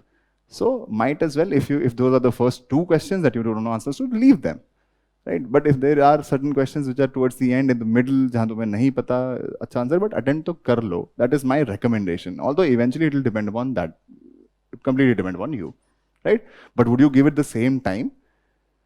Imagine there are 4 such questions, 2 10 markers, 2 15 markers, right? There are 4 such questions. Would you want to give to do 15 markers 11 minutes and to do 10 markers 7 minutes? You would not, right? 22 + 14 वाले 36 minute में तुम ऐसा क्या ताजमहल बना दोगे जो तुम 10 minute में नहीं बना सकते for a question that you don't know, right? And in fact, why do you want to give yourself the chance to think and think and think about something that you don't know, right? So might as well कि तुम्हें पता है कि मैं 4 क्या ही लिखने वाला हूँ, ट्रैश ही लिखूंगा मोस्ट लाइकली, तो मैं इसको 36 नहीं देता हूँ, 18 दे दूंगा, राइट? वो बाकी 18 मिनट उन आंसर्स में लगा दो जहां तुम्हें लगता है कि हाँ मेरे को अच्छे से आता है, राइट? उसमें तुम एक्स्ट्रा स्पेस ऐड कर सकते हो. This is something that you will have to do on the D day. ये पता होना चाहिए ऑल दो कि मार्क्स डिस्ट्रीब्यूशन देखना है, टाइम डिस्ट्रीब्यूशन देखना है, सबको इक्वल नहीं दे सकते, किस तरीके से अटेम्प्ट करना है. Time is your biggest constraint, right? Most people will do what, वो तैयारी स्टार्ट करेंगे, खैर वो चलो बाद में बताऊंगा तुमको, वो करेंगे स्टार्ट, अच्छा नहीं अब की बारी नहीं पूरा हुआ, नेक्स्ट साल लिखता हूँ. ये बहुत कॉमन है ना? तुमको भी बहुत लोगों को फील हो रहा होगा that I will should I just start preparing, अब मेरे से पूरा नहीं हुआ, नेक्स्ट ईयर लिखता हूँ, right? It's a very common thing. Even if you come down to the 6th attempt ना, 6th attempt, right, you will still not know everything. नहीं होगा. You will have to take a leap of faith. करना पड़ता है, right? In any case, that's your first constraint. The second constraint is knowledge.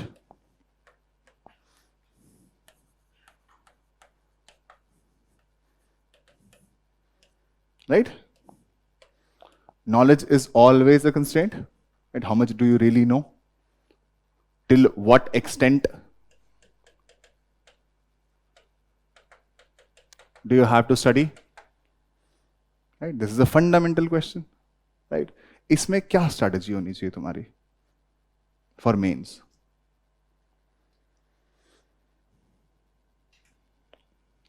What should be a strategy?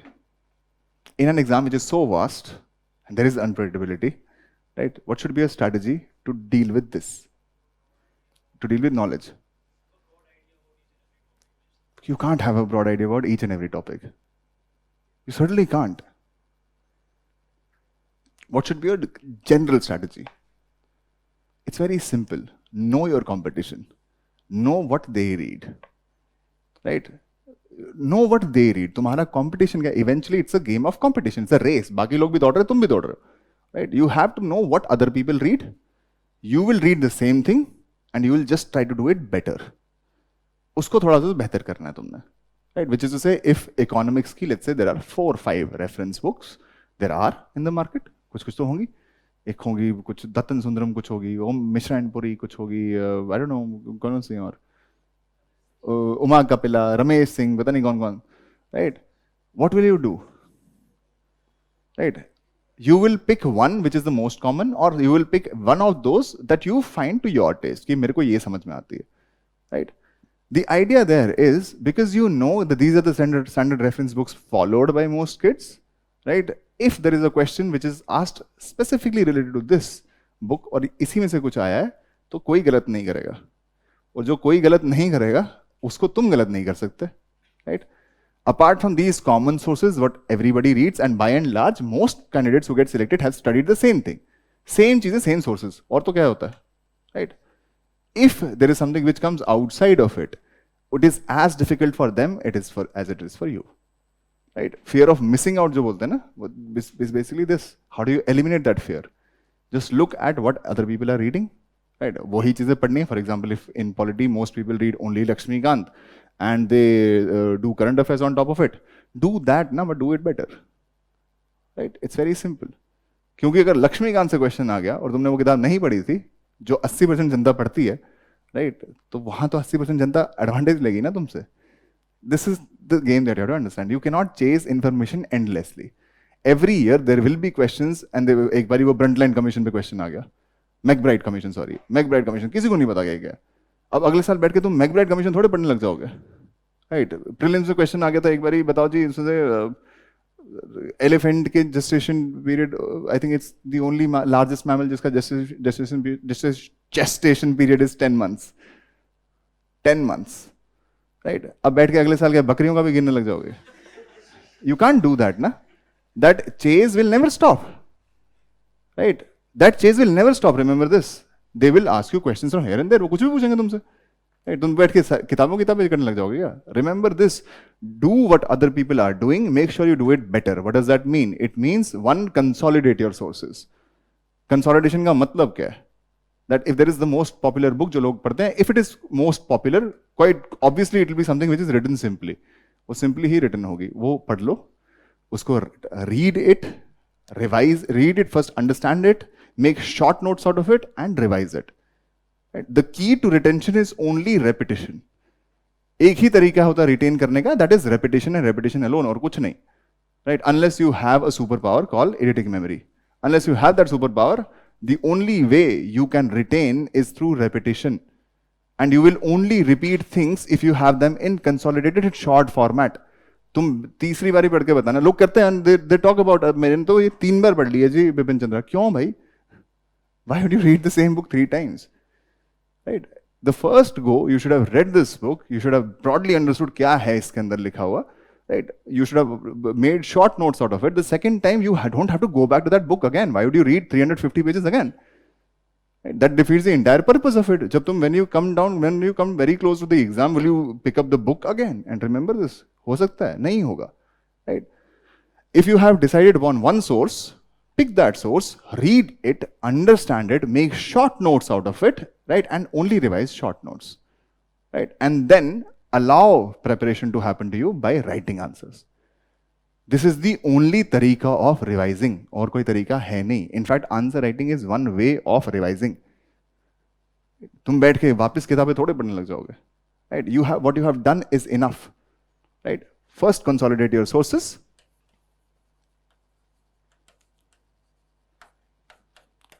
read, and all these things are important.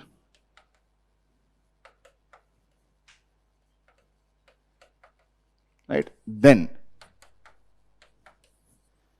test. Right, normally speaking, people also ask this question, when should I start writing answers? Right, and then there will be people ki sir jo daily hota hai answer writing hoti hai usse that is enough kya? If after 8 months of a preparation you're writing daily का एक answer जो class के बाद मिलता है, they are completely stupid. What are you doing? Right? एक answer, eventually it's not going to be a test of writing one answer. It's a test of writing 20 answers in 3 bars. Right? And 20 answers across a range of topics. Right? अगर तुमको test match में जाके batting करनी है तो T20 की technique लेके थोड़े जाओगे. Very simple. Right? So you might as well want to be testing yourself for 20 questions. Right? Put yourself in difficult situations. Understand that most people do not know all 20. They know how to write answers. Right? They know how to apply. By and large, I'm telling you, on a good day, you'll get 17, 16, 17 questions जहाँ पर आप कुछ ना कुछ लिख सकते हो. Get into the habit of writing that. Right? That is one way of revising your content. इसी से revision होगी और किसी से revision नहीं होती. बैठ के वापस उसी किताब को पढ़ के कोई फायदा नहीं है. Especially when you see the kind of questions that they ask you. Right? Because it is eventually going to be application based questions. Nobody asks you exactly क्या हुआ था, इस डेट को चौरी चौरा हुआ था क्या, नहीं. बाय एंड लार्ज तुमसे पूछेगा बताओ जी रोल ऑफ विमेन क्या था. राइट, वो तुमसे पूछ लेंगे जी सोशलिज्म का एडवेंट कब हुआ जी हमारे इसमें इंडियन फ्रीडम मूवमेंट में, बाय एंड लार्ज उसमें क्या रहा, ट्रेड यूनियंस का कौन. They are asking you broader questions. If they are asking you broader questions, you have studied enough. कर लिया तुमने. Now start writing answers. Right, writing answers are the only way of understanding how much have I studied, how much do I retain, and when I put that information down to paper, where do I lag? Do I lag? And most people misdiagnose it. They're always thinking this is an issue of information, and we will bust that myth very soon. Right? Most people will misdiagnose it कि ये तो यार I did not write this point, I did not write that point. First you understand 3 घंटे में तुम कितना लिख सकते हो. What is the extent of your writing? Right? That will only come to you when you start completing papers first. एक बार ये लिखो 3 घंटे में. Right? After that, when you have done a complete test and somebody gives you a feedback, he asks you to add one more point. You should know कि 3 घंटे में लिखा मुझसे इतना ही ज्यादा है. एक पॉइंट में और कहां से जोड़ दूंगा. Right? Then you have to do what? Then you have to assess that point on its own merit and compare it with what you have written. And if you see that point is better than what you have written, just replace your point with that. It's very simple. This is what you have to do. Right? Remember, you will have to understand these feedbacks on your own. You will have to apply it on a case-to-case basis. तुम कैसे candidate हो, that is fundamentally important to this exam. Right? But remember, the broader game has to be what other people do, I will do it better. Right? Last thing is audience in terms of constraints. The third thing is, remember this, you are writing for an examiner. Usually speaking, who these examiners are, we have no idea. Right? If somebody tells you, and there are people who tell you about normalization, scaling and this and that, कि ऐसा होता है कि there is a head examiner and there is examiners, normally speaking, this is correct. The structure is correct. There will be examiners and there will be a head examiner. Right? But there are people who will tell you about, बताओ जी इसमें scaling कैसे होती है. Right, कि अच्छा 2 group of examiners हैं, एक थोड़े स्ट्रिक्ट हैं, दूसरा नहीं है बहुत ज़्यादा स्ट्रिक्ट. राइट, एक एग्जामिनर ने अगर जनरली स्पीकिंग 80 दिए compared to the other examiner जिसने 100-105 दिए, तो the head examiner will tell them to raise it by 20 odd. Right, some people will tell you कि दिस इज नॉर्मलाइजेशन होती है मार्क्स की. पहली बात यह कि नॉर्मलाइजेशन एंड स्केलिंग में फर्क है. Right? Normalization is not the same as scaling. Normalization नहीं करी जाती. Right? This is basically scaling. कैसे होती है? 2 कोर्ट केसेस में नाम मेंशन्ड है किस मेथड से होती है. Right? इसको बोला था normalized equipercentile scaling. क्या है वो मेथड, किसी को नहीं पता. इतना नहीं पता that if you read about this article, there is a UPSC chairman, in fact I think the print में article होगा, he talked about there is a process of scaling that we follow.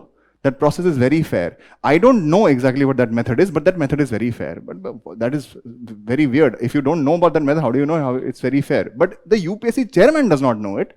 How do these people know what scaling should be? But remember this, scaling की एक parameter आपको पता होनी चाहिए. वो ये है कि स्केलिंग के केस में you have to be better than median. Median का मतलब क्या है? एग्जैक्टली जो मिड पॉइंट है, राइट? मिड पॉइंट से अगर तुम ऊपर रहोगे, normally speaking scaling will work in your favour.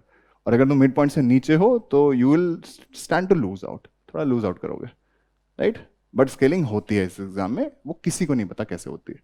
नाम पता है, नाम मैं बता सकता हूँ, right? This is something you have to remember. Audience is a certain examiner. Those examiners possibly have checked question papers are very, very long. Typically, they are coming from a university background, right? So you have very little chance to fool them normally. Right? They have been doing this for years. And remember this, that audience, that examiner he's not accountable to you. In a test series, they will have to tell you, 4.5 क्यों दिया? Right? In an exam, they will not have to tell you. उनको नहीं पसंद है, 0 टिकाएंगे, आगे बढ़ेंगे, पता भी नहीं है कहाँ हुआ क्या नहीं हुआ. Right? So this is something that you have to remember. All of you are working in a constraint in an exam setup, right? Next thing we will do is actual answer writing में क्या क्या जाएगा. Take a small break, enjoy that time, 10 minutes, and we'll come back in 10 minutes time. I think you should stop looking in here. All right. Okay. Now about answer writing in general. Right? What should comprise a good answer?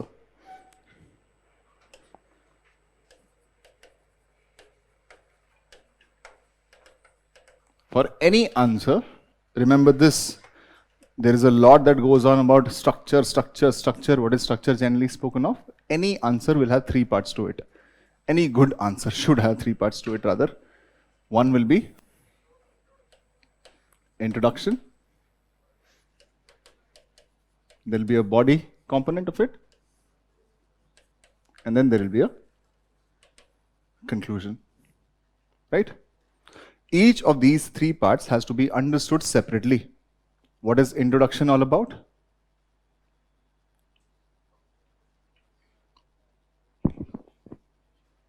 Brief explanation? No, not brief explanation. It is okay. It is to set the context. In any movie, you would see they do not straight up begin with a story, right? नहीं करते.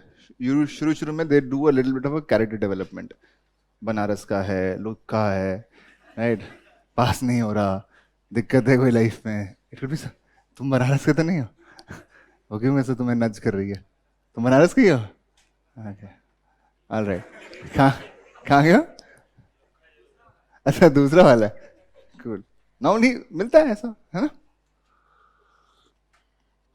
Introduction का काम यही है. It has to set the context. Set the context for what? Context for the discussion which is about to follow, right? The discussion will happen mostly in the body part, which is to say if you have to address the requirements of any question,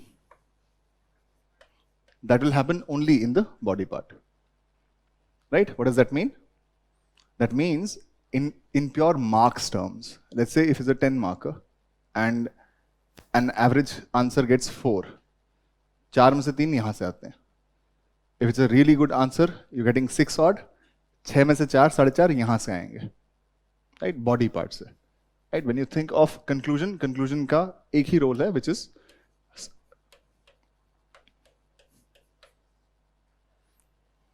trading करते हो, trading बोलते हैं squaring off, closing your position, right? That you started on a discussion, you have to end it also, right? Normally speaking, would any answer have all these 3 parts? Maybe not, sometimes maybe not. Introduction तो नॉर्मली मिलेगा ही, body part भी आपको मिलना ही चाहिए अगर आपने इंट्रोडक्शन स्टार्ट कर दिया तो, right? Right. Normally conclusion, is it necessary for every answer? May be not. If it's a geography based question, अभी क्या कंक्लूजन करोगे वहां पे, right? Sometimes it's not necessary. It's not to say कि ये मान में लेके चलना कि ये तो important नहीं होता, नहीं होता है, right? But there may be cases where conclusion may or may not happen, right? In the introductory component, because you have to set the context for the discussion which is about to follow, right? what should ideally an introduction include? क्या होना चाहिए introduction में?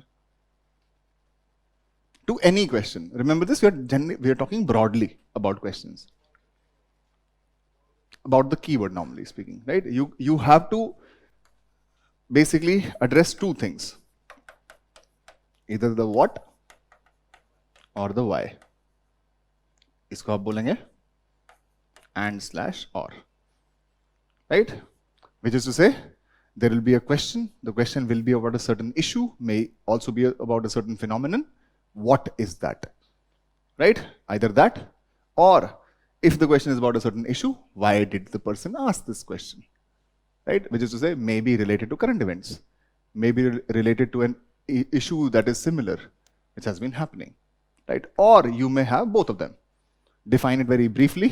Also mention क्यों पूछा जा रहा है. Right? Templatize your introductions so far as is possible. बहुत मुश्किल नहीं होता templatize करना. You will, if you have seen up until now, अगर तुमने classes करी हुई हैं, you would find that there are topics जहां पर permutations ही बहुत कम है questions पूछने के. Right? Generally speaking, agriculture में क्या क्या questions पूछ सकता है आपसे? Normally speaking, हाँ? Food processing, हाँ ठीक है, food processing, okay. और green evolution में तो नहीं, हाँ पूछते हैं question, ऐसा नहीं पूछते. राइट. जनरली स्पीकिंग एग्रीकल्चर में प्रॉब्लम एरियाज क्या हैं? प्रोडक्टिविटी हो, इनकम्स ऑफ द फार्मर्स हो, प्राइस सपोर्ट की बात हो, मार्केट इंटरवेंशन की बात हो, बहुत सारी चीजें हैं. राइट. कोई भी क्वेश्चन हो, राइट, स्टार्ट कैसे करोगे? Generally speaking you can maybe start with the definition of agriculture which is stupid if you want to do it. क्यों करोगे with the definition of agriculture? Maybe you would want to talk about how agriculture in India is so important because it involves रफली around 45% of your workforce. ये बता सकते हो, या its contribution to your GVA, right, gross value added. Link it with the issue which has been asked. Right? If he's asking you about farmers' income because it involves 45% of your workforce, farmers' incomes are important. Right? Try to see for every topic, is there a pattern to the kind of questions that they ask you? And if there is, templatize an introduction already. पहले से ready होने चाहिए. जैसे globalization for that matter. Right? Look at all questions that they have, and they ask globalization quite frequently in paper 1. Look at every question of globalization, it's only about effects. सिर्फ effect से पूछना है, globalisation का effect बताओ इस पे, globalisation का effect बताओ उस पे. राइट. ना नॉर्मली स्पीकिंग ग्लोबलाइजेशन के जब तुम्हें पता है कि there is not a lot of permutations here, right, eventually in my introduction what I have to refer to is basically the definition of globalization. Right? What does it mean? And towards the conclusion, I will always say something which is very common, that globalization is not a causal force, it is only an enabler. Right? Which is to say, globalization थोड़ी cause करता है patriarchy. Right? Globalization will only create certain processes. It will set a certain ball in motion. How the state, the society responds to it will eventually decide what the impact will be. Right? So this is something very common. Right? There will be topics in your GS syllabus wherein these introductions can be templatized. Which is to say, do not lose a lot of time if you get a question there. Right? For example, you can link issues of social justice with SDGs. Right. Straight up link कर सकते हो. Poverty पे question आ जाए तो link कर सकते हो सीधे सीधे SDG के साथ. Right. Generally speaking, lose very little time on introductions. People generally think कि oh, I have to set an introduction बहुत ही अमेजिंग तरीके से. Right. Remember this, if the game is about maximising, 7 minute या 11 minute बहुत ज्यादा time नहीं होता. Right. Normally speaking, people do what, they will start to become a little too explanatory here. Brief explanation भी क्यों देनी है, जो तुमको इवेंचुअली एक्सप्लेन करना ही है पार्ट को. Right? In the introduction, only set the context. That's about it. Typically, you will find that 1-line introductions, 2-line introductions amongst topics are very common. 1 line, 1.5 line, ज़्यादा नहीं लिखते. Right? आप चाहो तो लोग लिख सकते हैं, 3 भी लिख सकते हो. Right? Normally speaking, if you know that whatever the question be, if eventually I have to answer 2 things about it in the introduction, which is say what has been asked, what is the keyword, उसकी या तो मैं definition लिख सकता हूँ. Definition does not have to be textbook definition. If you know it, great. But because you are dealing with humanities, you will find कि एक चीज की 4 definition है. You cannot have a single definition कि यही एक है. Right? So you can have definitions in your own simple language. Right? So you can use them, not a problem. Or mention why has it been asked, and if you have a good day, maybe mention both. Right? 2 lines. That's about it. The main problem lies with body part, which is to say where you have to address the requirements of the question. To address the requirements of the question, the first fundamental thing that you have to know is what the question is really about.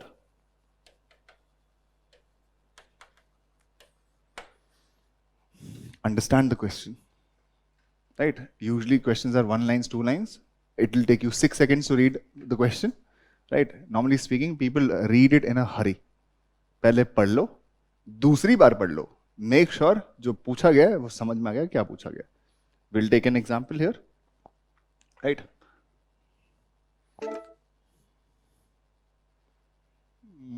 कोई read this question, tell me what the requirement of the question is. This is a UPSC based question. This is 2013.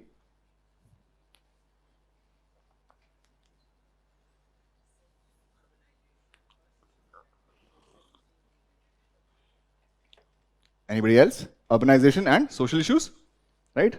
See, very easily.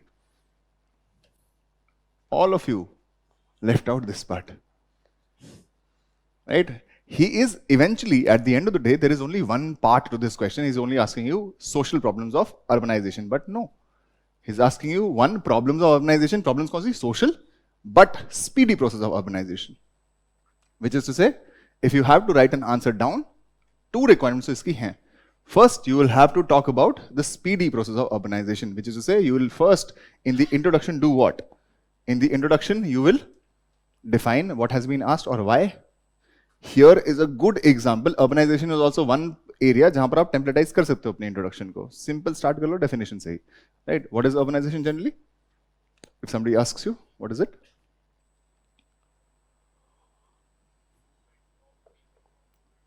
That is migration.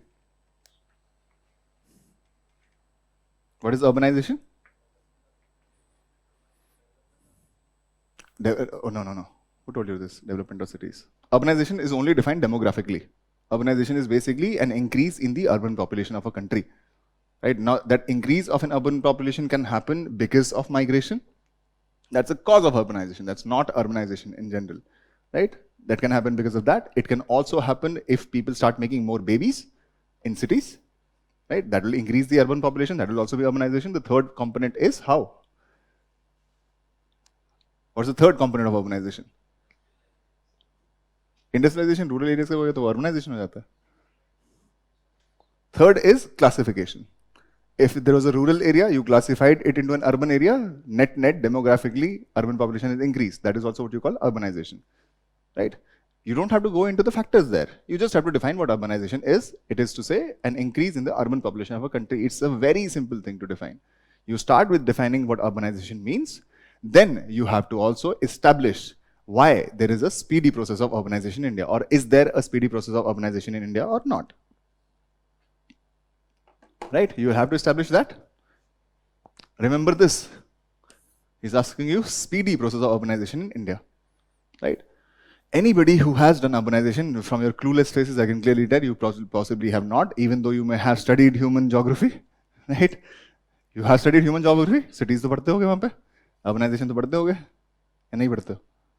पढ़ते ही होगे. Right? You'll have to establish if the process of urbanization in India has been speedy or not. How will you do that? Using data, right? What will be the kind of data that you will want to use? Right? First will be definition.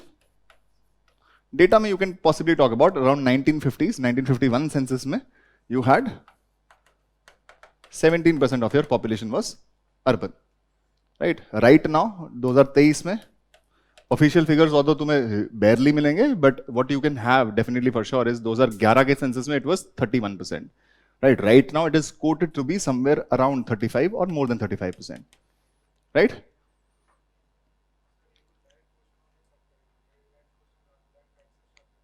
कर सकते हो, बिल्कुल कर सकते हो. I told you ना, it's either a what or a why. If only you started by establishing that urbanization in India has been speedy, right? But you will have to establish that, huh?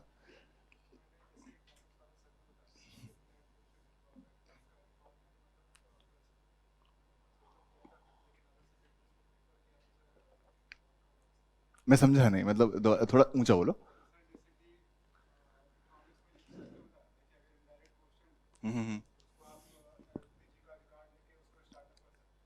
LPG का मतलब ये हर question में तो नहीं लगेगा ना, I'm sure. जैसे जैसे किस क्वेश्चन में? अर्बनाइजेशन की फाइनेंशियल इंक्लूजन कर सकते हो, बट मतलब how is that related here?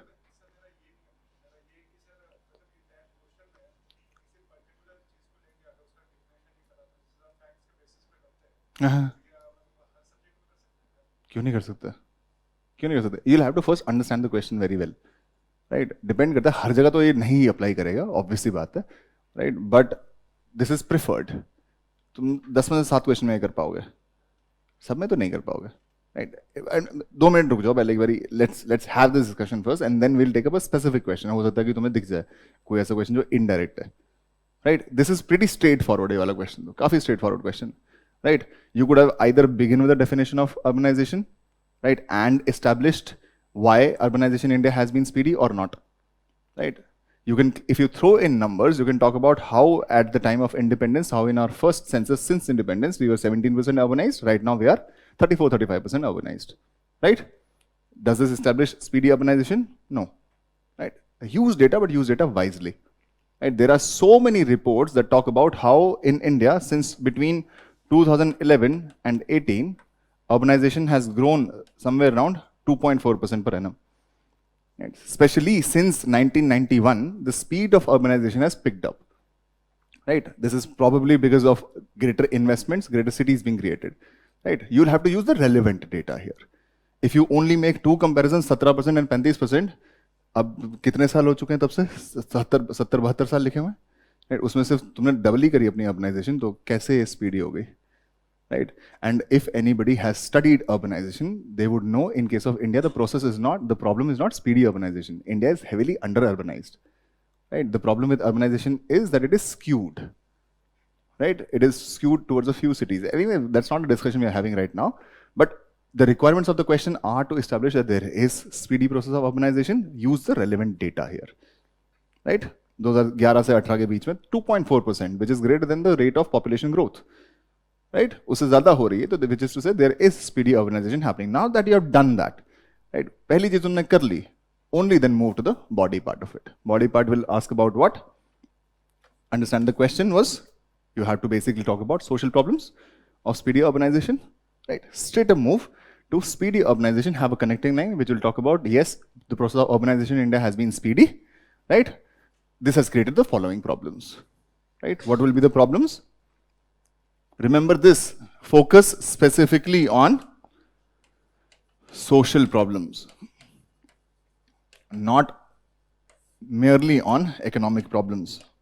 What is social generally? Economics is related to society. So is biology. Physics is also related to society. Politics is also related to society. Is that social? Politics is also related to people, yaar. Economics is also related to people. No. Huh? Not necessary. The relationship between me and you right now is also social. It's not related to everyone. Right? Think about it. Huh? Family? Family is one aspect of it, surely. Yes. Anything, any relationship is called social if there is an intelligible awareness of the other. Which is to say, somebody who is individualistic, उसको हम कभी social नहीं बोलते. Social हम तब बोलते हैं when in a relationship there is at least an awareness of the presence of another.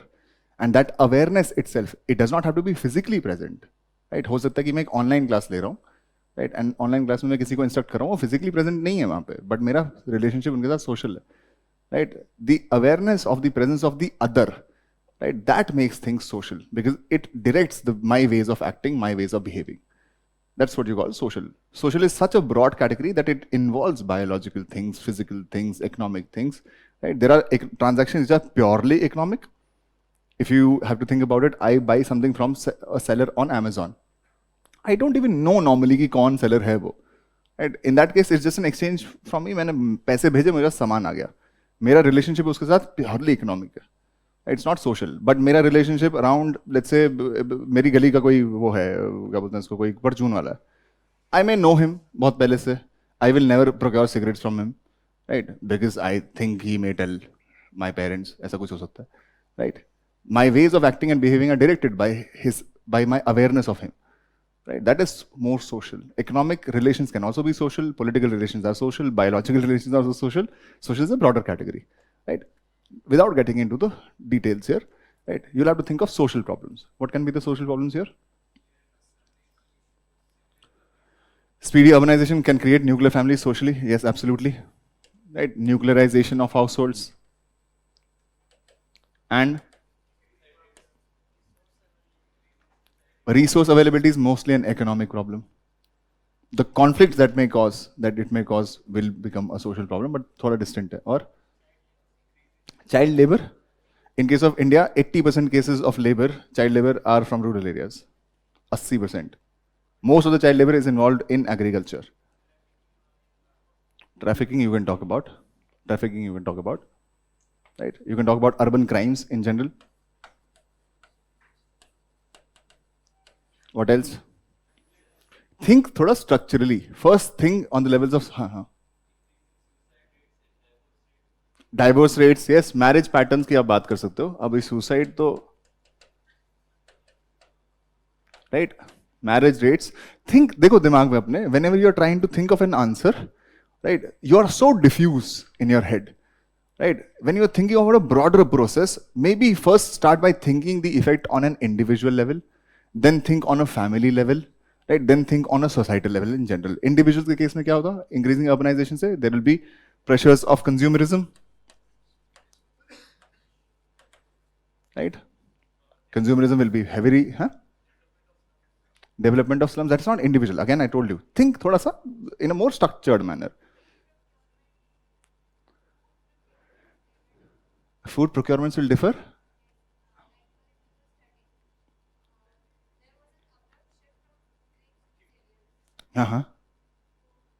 Consumption pattern, you mean? Consumption pattern is mostly an economic problem, not really social problem. This you would have done possibly when you were dealing with Tendulkar line estimates. वैसा कुछ उस time की बात कर रहे हो? हाँ, I get your point. But that's again economic. एक मिनट, आप बताएं. Identity crisis for individuals, yes. Right? There is growing stress of individualism. Right? Alienation, identity crisis. Why? Because generally speaking, with urbanization, there is always a phenomenon of what you call normlessness. You start to question everything. Right? You are pretty much focused only on generating more incomes, improving your standards of living. You are questioning your family norms. You're questioning all institutions. You're questioning religion also in general. It will create a sense of stress. Right? And there will be a state of normlessness at any point in time. You can talk about that, surely. Yes. Apart from this, increase in inequalities, absolutely. In fact, inequalities are something which can be linked with urban crimes later on. Right? Remember this NCRB case mein, there is a specific section on urban crimes. You don't find rural crimes. Rural crimes nahi dikhte. Urban crimes ke liye ek separate section hota hai. Right? There is a problem here. Right? You can talk about urban crimes and marriage patterns की बात कर सकते हो. Rising divorce rates लिख दिया. हाँ, marriage rates. Right? Apart from this, sanitation. Yes, waste disposal. Right? Generally speaking, basic amenities का lack. You can talk about slum proliferation. Right? Apart from that, deviance हमने लिख ही दिया हुआ है. On top of it, what else can you write down? On an individual level, can you speak of dual career families?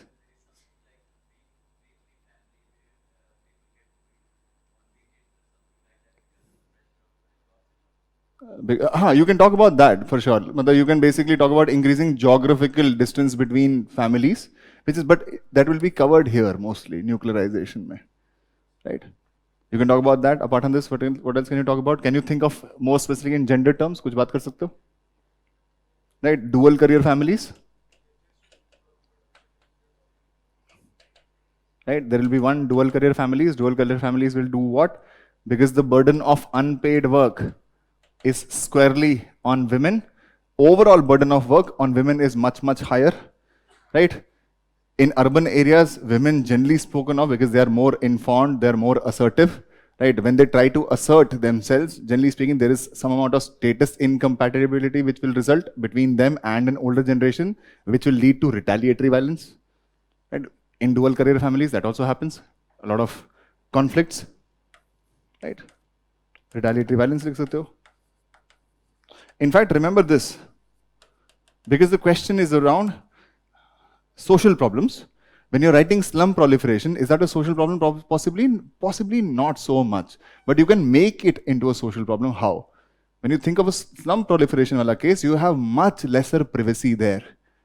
Right? Slums are basically typically congested settlements. Right? Generally speaking, एक कमरे में पूरी family रहती है. Right? There are privacy issues there.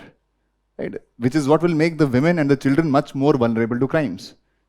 Right? You can talk about that. Remember this, the question is social problems. Can you not think of, अभी कुछ भी thinking नहीं करी, 5-1 मिनट में तुमको कितने points मिल गए? कितने? 1 2 3 4 5 6 7 8 9 10 10 12, right? 10-12 points है. और ये question है 10 नंबर का. कितने हुए? 12 points लिख दोगे, right? लिखना चाहो लिख सकते हो, right? लिखना चाहो लिख लो, कोई problem नहीं है. Right? That's not a problem at all, right? You will have to, if you have to make a choice though, right? Will you try to explain each of them separately? Right? A lot of times you ask me about the format kya hona chahiye. Would you write each of them in a paragraph format, or would you prefer a point format? You would prefer a point format. Why? Because it will allow you to explain it in one line. एक line लिखो, example लिखो, आगे बढ़ जाओ, right? 12 points है तुम्हारे पास, तुमने लिख दिए social problems. Towards the end, what will you write? Right? Conclusion में क्या होना चाहिए? I told you the job of conclusion is to square it off. Normally speaking, templatize your conclusions also. Right? What will you talk about? If the question asks you about problems, then write certain solutions or a way forward to it. If the question asks you about prospects or potential of this and that, then write about challenges. Right? If nothing, find out certain government initiatives. Relevant government initiatives, and you can mention it here. In fact, you did not even mention the problem of housing here. You could have mentioned the problem of housing too. Right? For example, housing case, you can talk about Pradhan Mantri Awas Yojana urban. Right? Inequalities ke liye, is there something? Right? You can talk about the need for social security benefits. There is so much that you can write here in the conclusion part. 1 or 2 lines. Now read the answer of a topper. Remember this came from a blog of Gaurav Agarwal himself. He was a rank 1 back then, right? He showed up on a certain forum, right, with a name called Crazy Photon.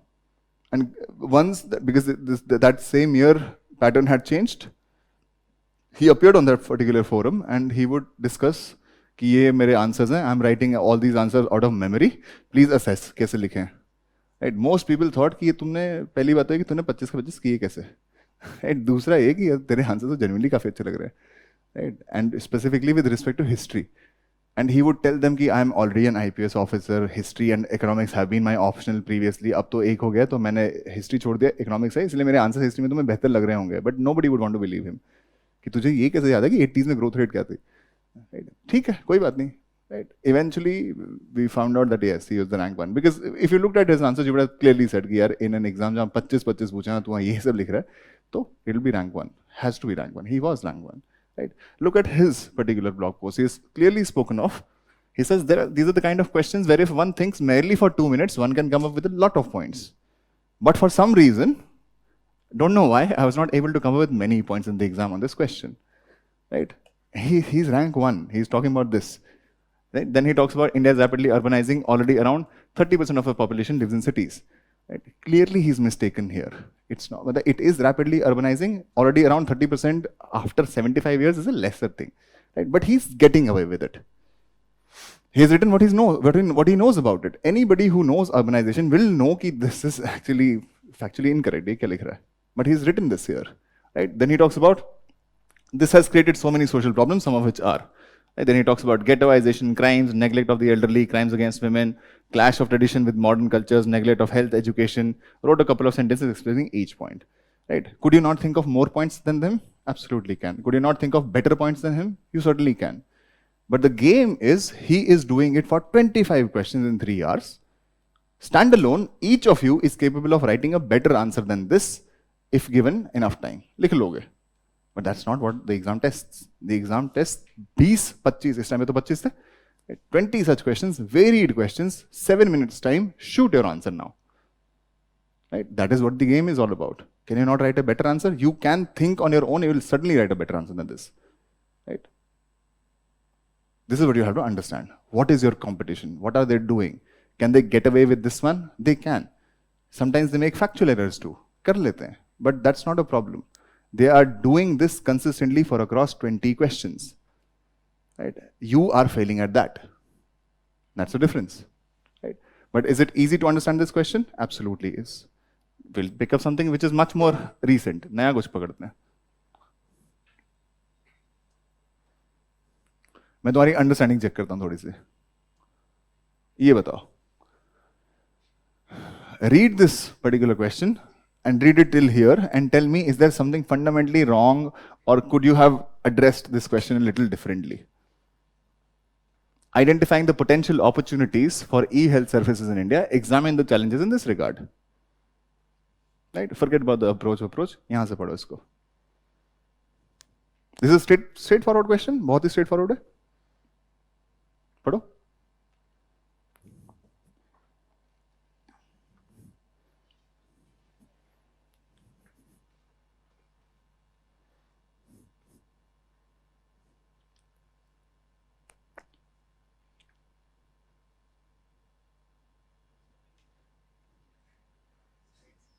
बैठ जाओ, कर लो.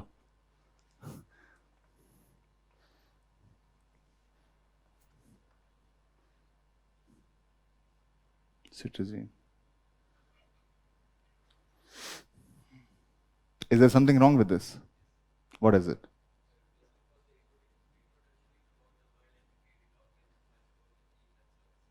Yeah. चलो e-health services को define करना है. It's again मतलब why? It's basically it only changes the mode of delivery. ना delivery of health services through in an electronic format. ठीक है.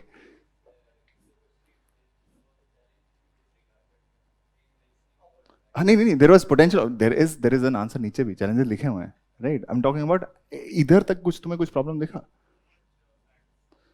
Too much fact is never a problem, although it should be a problem, right? If you mention too many facts, right, the examiner may not have an access to internet and he may think यार कुछ गलत लिखा होगा, right? But ठीक है, that's not a problem. Once again, that's not a problem. Is there something fundamentally wrong with this one?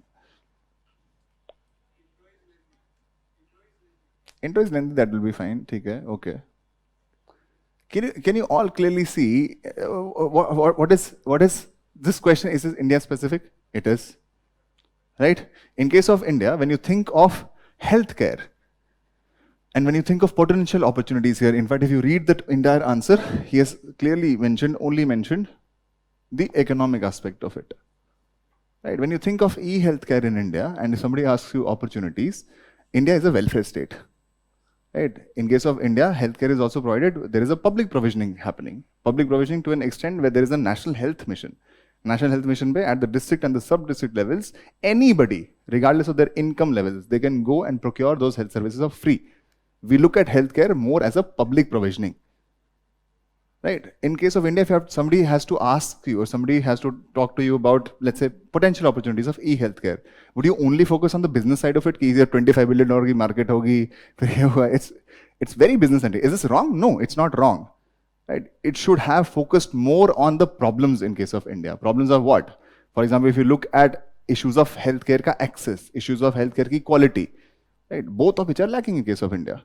E-healthcare will bridge that. E-healthcare just eliminates the need for physical brick and mortar infrastructure. Right? So anybody living in, let's say, Udupi may not have a great hepatologist there. If they can somehow find access to Dr. Soin in Medanta, in Gurgaon, that is clearly, you can clearly talk about, yes, it has bridged that gap of access. Right? It may so be that in your case, there are so many gastroenterologists and they are not of good quality, but there is somebody in Delhi. Right? You can ring the Delhi person up. That bridges quality also.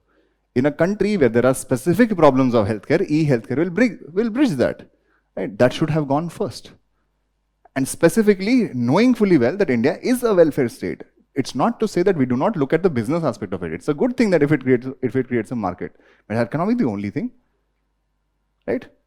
So sometimes you will also find certain fallacies, certain mistakes also in, you can say, these heavily explained answers, right? By that time you should only understand कि लोग लिखते हैं answers, and these are people, this is a team of people who has committed so many hours to writing this answer, right? They can also make mistakes. They can also go a little overboard, right? You have to point out to the exact requirements of the question. You have to pick the tone of the question, right? Healthcare को कैसे देखा जाता है in case of India?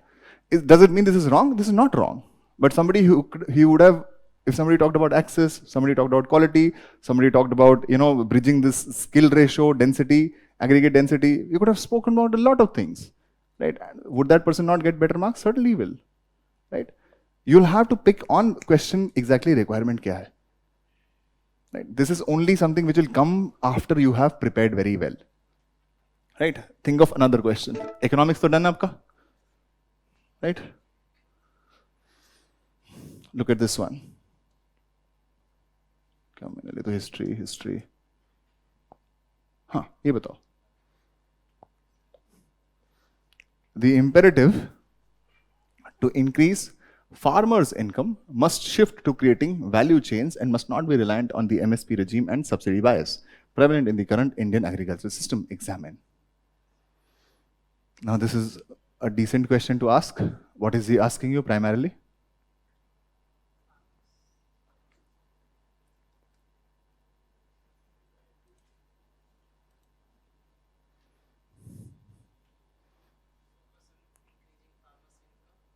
Yes. Yes. How would you address this question? What should be the sequence of addressing this question? Would you first talk about the benefits of value chains and then the problems of MSP or subsidy bias, or the other way around?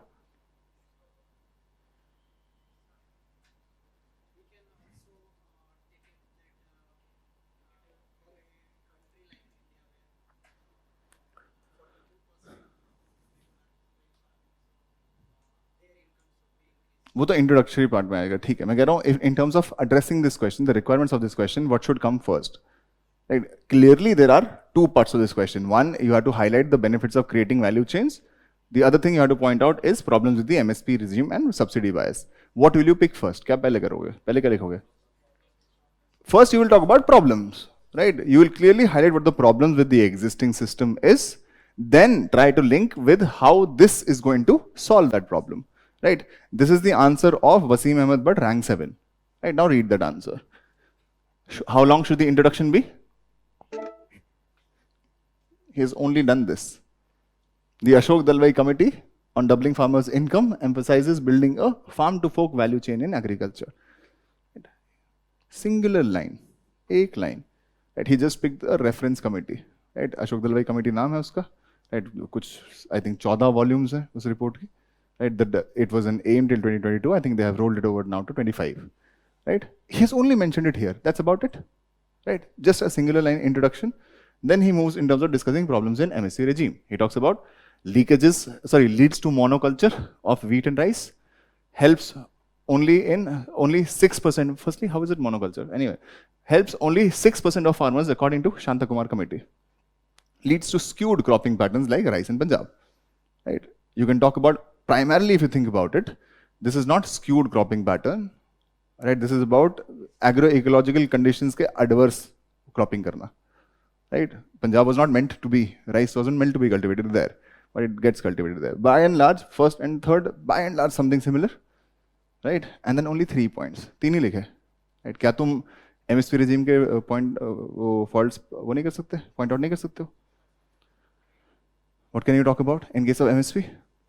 There are too many issues of MSP. Firstly, we'll talk about, if you have to actually mention something here, you can talk about what? MSP gets revised every year. Your central issue price does not, which keeps on piling on in terms of your food subsidy. Right? Food subsidy increase हो रही है. Are the incomes of farmers increasing? Right? By and large, in case of India, the income of farmers per hectare is somewhere around 46,000 per annum. These are estimates. 46,000 per hectare. This is for a farming household in India, right? If your subsidy burden is rising because you're consistently revising MSPs, and on the same time, on the same side, you will find clearly that the incomes of the farmers are not rising. Remember, 46,000 in 12 months for a farm household would mean less than 4,000 per month. And a household typically in India should have at least four, right? Mother, you can say husband, wife, and then two children. And remember, specifically in rural areas, the household sizes are larger. Right? That means that less than 4,000 amongst four people would mean what? 1,000 rupees per person. 1,000 rupees per person is very close to your poverty line, which is to say farming in India is barely enough to keep people around poverty line. In case of India, 86% of your farmers are small and marginal. Right? Is the subsidy burden helping them? Is your MSP regime helping them? No. Then you can talk about MSP or problems in terms of comprehensive cost versus A2 plus FL. Right? वो भी तो एक है pricing. Right? Is there not enough that you can talk about here in terms of MSP? You certainly can. कर सकते हो कि नहीं कर सकते हो? Right? Then he talks about subsidy bias in agriculture. Here he has mentioned fertilizer subsidy, power subsidy, subsidy through MSP. Right? दो तीन.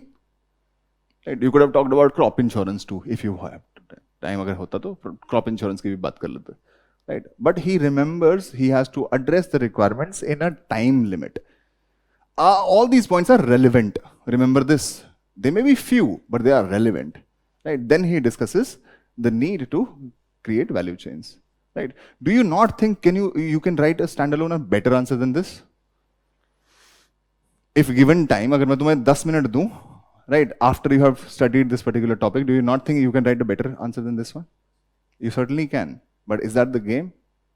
It's not the game. The game is you have to make sure इस level का answer across 1920. That's the game. Right? Remember this single line introduction. Towards the end, conclusion देखना कितना होगा? Right? Single line conclusion. Toppers do not sweat over introduction and conclusion so much. If you have great data points, mention them, but they will not sweat so much here. Right? Could you not write a better answer? You certainly can. But remember this, which is what I'm telling you, even after 7 to 8 months of time, if you're doing only a singular answer after every, you can say, class, you're not preparing. Preparation will only happen when you start doing 20 questions in 3 hours. That's when you know kitna likh paate ho. These are toppers. Right? This is rank 7. Clearly, standalone, these answers could be better. They could be. But in a 3-hour time frame, this is the best you can reproduce. And people would have written better than this. ऐसा नहीं नहीं लिखा होगा. लिखा भी होगा. Right? But this is the benchmark that you have to set for yourself. Right? क्या मैं ये across 18, 19, 20 question कर सकता हूँ? If you can, then you are in with a chance. Right? If you look at history, इसको देखो, इसके I think he's Gautam Vivekanandan कुछ नाम है इनका. I think he is rank 100, 200 something rank है, but GS1 में he has a 149 का score. Right? Look at this particular answer. This is about factors responsible for fanning communal consciousness in the Indian freedom struggle and state its consequences. Very straightforward question. Right? 2 parts to it. One is you'll have to discuss the factors which created communalism. Right? But in the Indian freedom struggle, post independence nahi, only during the freedom struggle, then you have to discuss certain consequences. Starts by a singular line ka introduction. He is not defining communalism. What does it mean? Only speaking of religion and religiosity were always a part of Indian society. This started changing into communal consciousness by the modern era. Right? Singular introduction. Then he discusses the factors. Role played by Britishers, played by Muslims, and played by Hindus. के लिए नहीं लिखा है लिखा ही होगा most likely. Right? Use of Hindu festivals. Right? Clearly talking about. If you actually think about communalism in India, primarily speaking, 3 he reasons हैं. Right? When you think about it, Britishers ने क्या किया? He's talking about policy of divide and rule, communal electorates, reservation on the basis of religion. Is that the only thing? Interpretation of your history on religious grounds. Right? Remember this, Britishers have spoken of how your concept of time has been circular, which is why you have been very bad at managing history, writing history records. So they started writing history for you. And when they started writing history for you, they clearly categorized it into Hindu period, Muslim period, and contemporary. Right? That is something you could have talked about here. Right? You can clearly see, miss कर दिया ये point, कोई बात नहीं, क्या हो गया? Then he talks about Orthodox Muslims. He talks about advocate complete disassociation from Hindu groups. Even liberals such as Sir Aga Khan were caught in this vicious trap of communalism. Later, M.A. Jinnah carried forward this policy. He has not clearly spoken of actual points. Right? You can talk about revivalism amongst the Muslims. The same thing that happened amongst Hindus. Right? You can talk about, if I'm not forgetting, I'm forgetting the name of this particular person, but his son's name is Abdul Aziz. The application of the concept of Darul Harb and Darul Islam. Right? Talking about following the fundamental tenets of Islam and not catering to this Bhakti movement and this Sufi movement trend.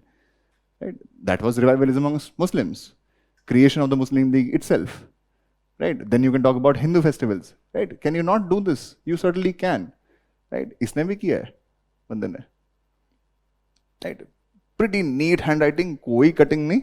Relevant points. Can you not write more points? You certainly can write more points. But time है क्या इतना करने के लिए?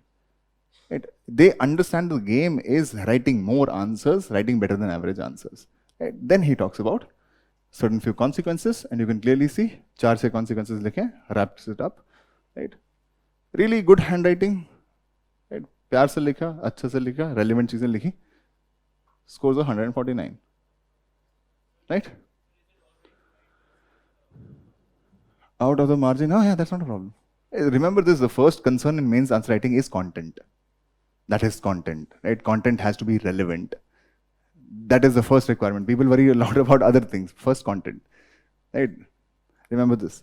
Could you not have written better answers? Everyone amongst you, if given time, standalone will write better answers than this, right? But that's not what is being tested. What is being tested is writing all of them down for 18, 19, 20 questions per paper, right? Managing that time, having that ability. That is what the game is all about, right? Remember this, in terms of body part, I have forgotten telling you one thing which is very, very important, which is when you have, first you'll have to understand the question. You'll have to understand the parts of the question.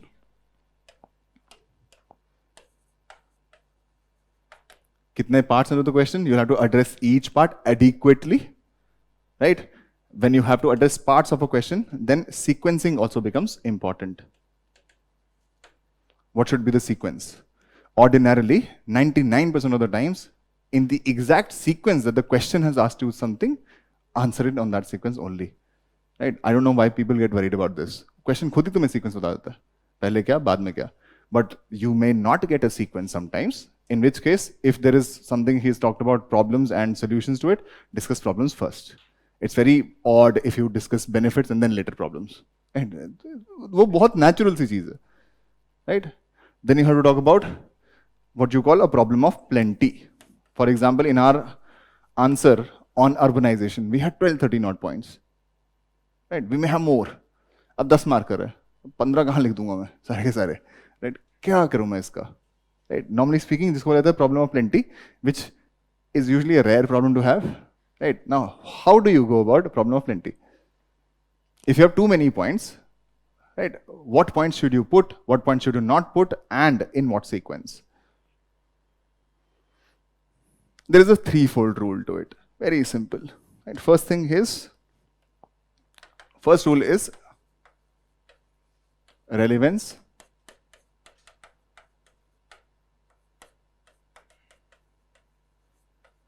Is the point relevant to the question?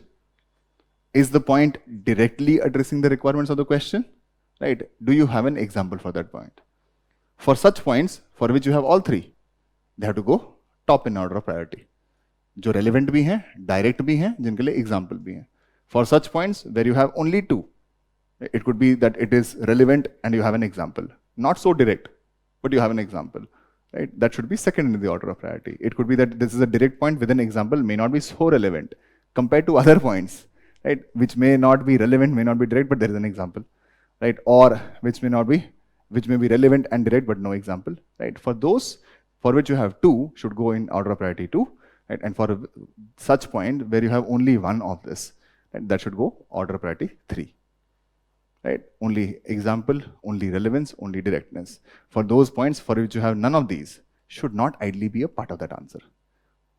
Right? It's very simple. If the point is not relevant, the point is not even direct, and the point does not even have an example, तो फिर काय को डाला वहाँ पे? Right? It's very simple. हाँ जी, हाँ हाँ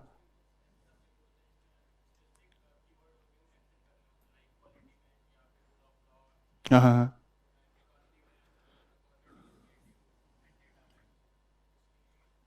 उसके लिए क्या? कैसे मेंशन करे, कैसे बता सकता हूँ मैं? डिपेंड करता है, मतलब हाँ।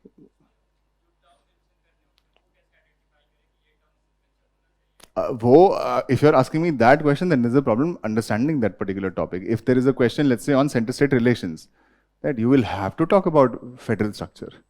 थोड़ा बहुत आपको क्वाजाई फेडरल स्ट्रक्चर की बात करनी पड़ेगी ना, you have to mention that term there, that term is relevant for that particular question, right? जब आप पढ़ रहे हो आपको क्लियरली दिखना चाहिए कौन सी टर्म्स इंपॉर्टेंट है और ये कहाँ यूज करी जाएंगी। ये तो मतलब जब आप पढ़ रहे हो समझ रहे हो उसी टाइम पे आपको पिक करना है ना, right? Sometimes for example the one that I am trying to talk to you about, quasi federal structure वाली टर्म है, वो कहाँ यूज करोगे आप? वहाँ जहां पर भी फेडरल स्ट्रक्चर के ऊपर क्वेश्चन आएगा, सेंटर स्टेट रिलेशन के ऊपर क्वेश्चन आएगा, वहां आप यूज कर सकते हो, राइट? फॉर एग्जाम्पल हो सकता है कोई डिस्टेंट क्वेश्चन आ जाए, मेडिकल एजुकेशन पे ही आ जाए, which is a current concurrent subject, right? वहां पर अगर सेंटर फोर्स कर रही है अपनी पॉलिसी, वहां आप talk there you can mention this, right? This is Wheare's is a federation with a unitary bias, the centre is trying to you can say meddle with the states affairs, law and order में ये बात कर सकते हो, right? You will only use them as you depends on your understanding. अगर तुम्हारी understanding ही उसकी गलत है तो तुम कैसे, this is not a question you should be asking. when you sometimes there is a last time somebody pointed out, वो एक न्यूज़पेपर उठाए और बोला इसको मैं कहाँ यूज करूँ। अभी वो न्यूट्रिशन पे एक क्वेश्चन, मतलब एक आर्टिकल है, इसको मैं कहाँ यूज करूँ और कैसे, ये मैं कैसे जवाब दे सकता हूँ कहाँ यूज करो और कैसे? इसको पढ़ लो, जब क्वेश्चन आएगा न्यूट्रिशन का वहां यूज कर लेना, राइट? और कैसे मतलब क्या, अगर ऐसा ही क्वेश्चन आएगा, कुछ रेलिवेंट क्वेश्चन आएगा तो ही यूज कर पाओगे ना। क्वेश्चन कुछ और पूछ दिया है और तुम ये लिख रही हो तो वो तो गलत बात है, राइट? व्हेन यू देखो, remember this, there is no hack to it, right? ऐसा नहीं कि मैं चार छह टर्म्स रट लेता हूँ और जब दिल कर गया लगा दिया, that is not the game. You will have to understand relevance, तुम्हें तभी समझ में आएगी जब when you have understood the topic, right? Focus on understanding. Somebody else? हाँ जी।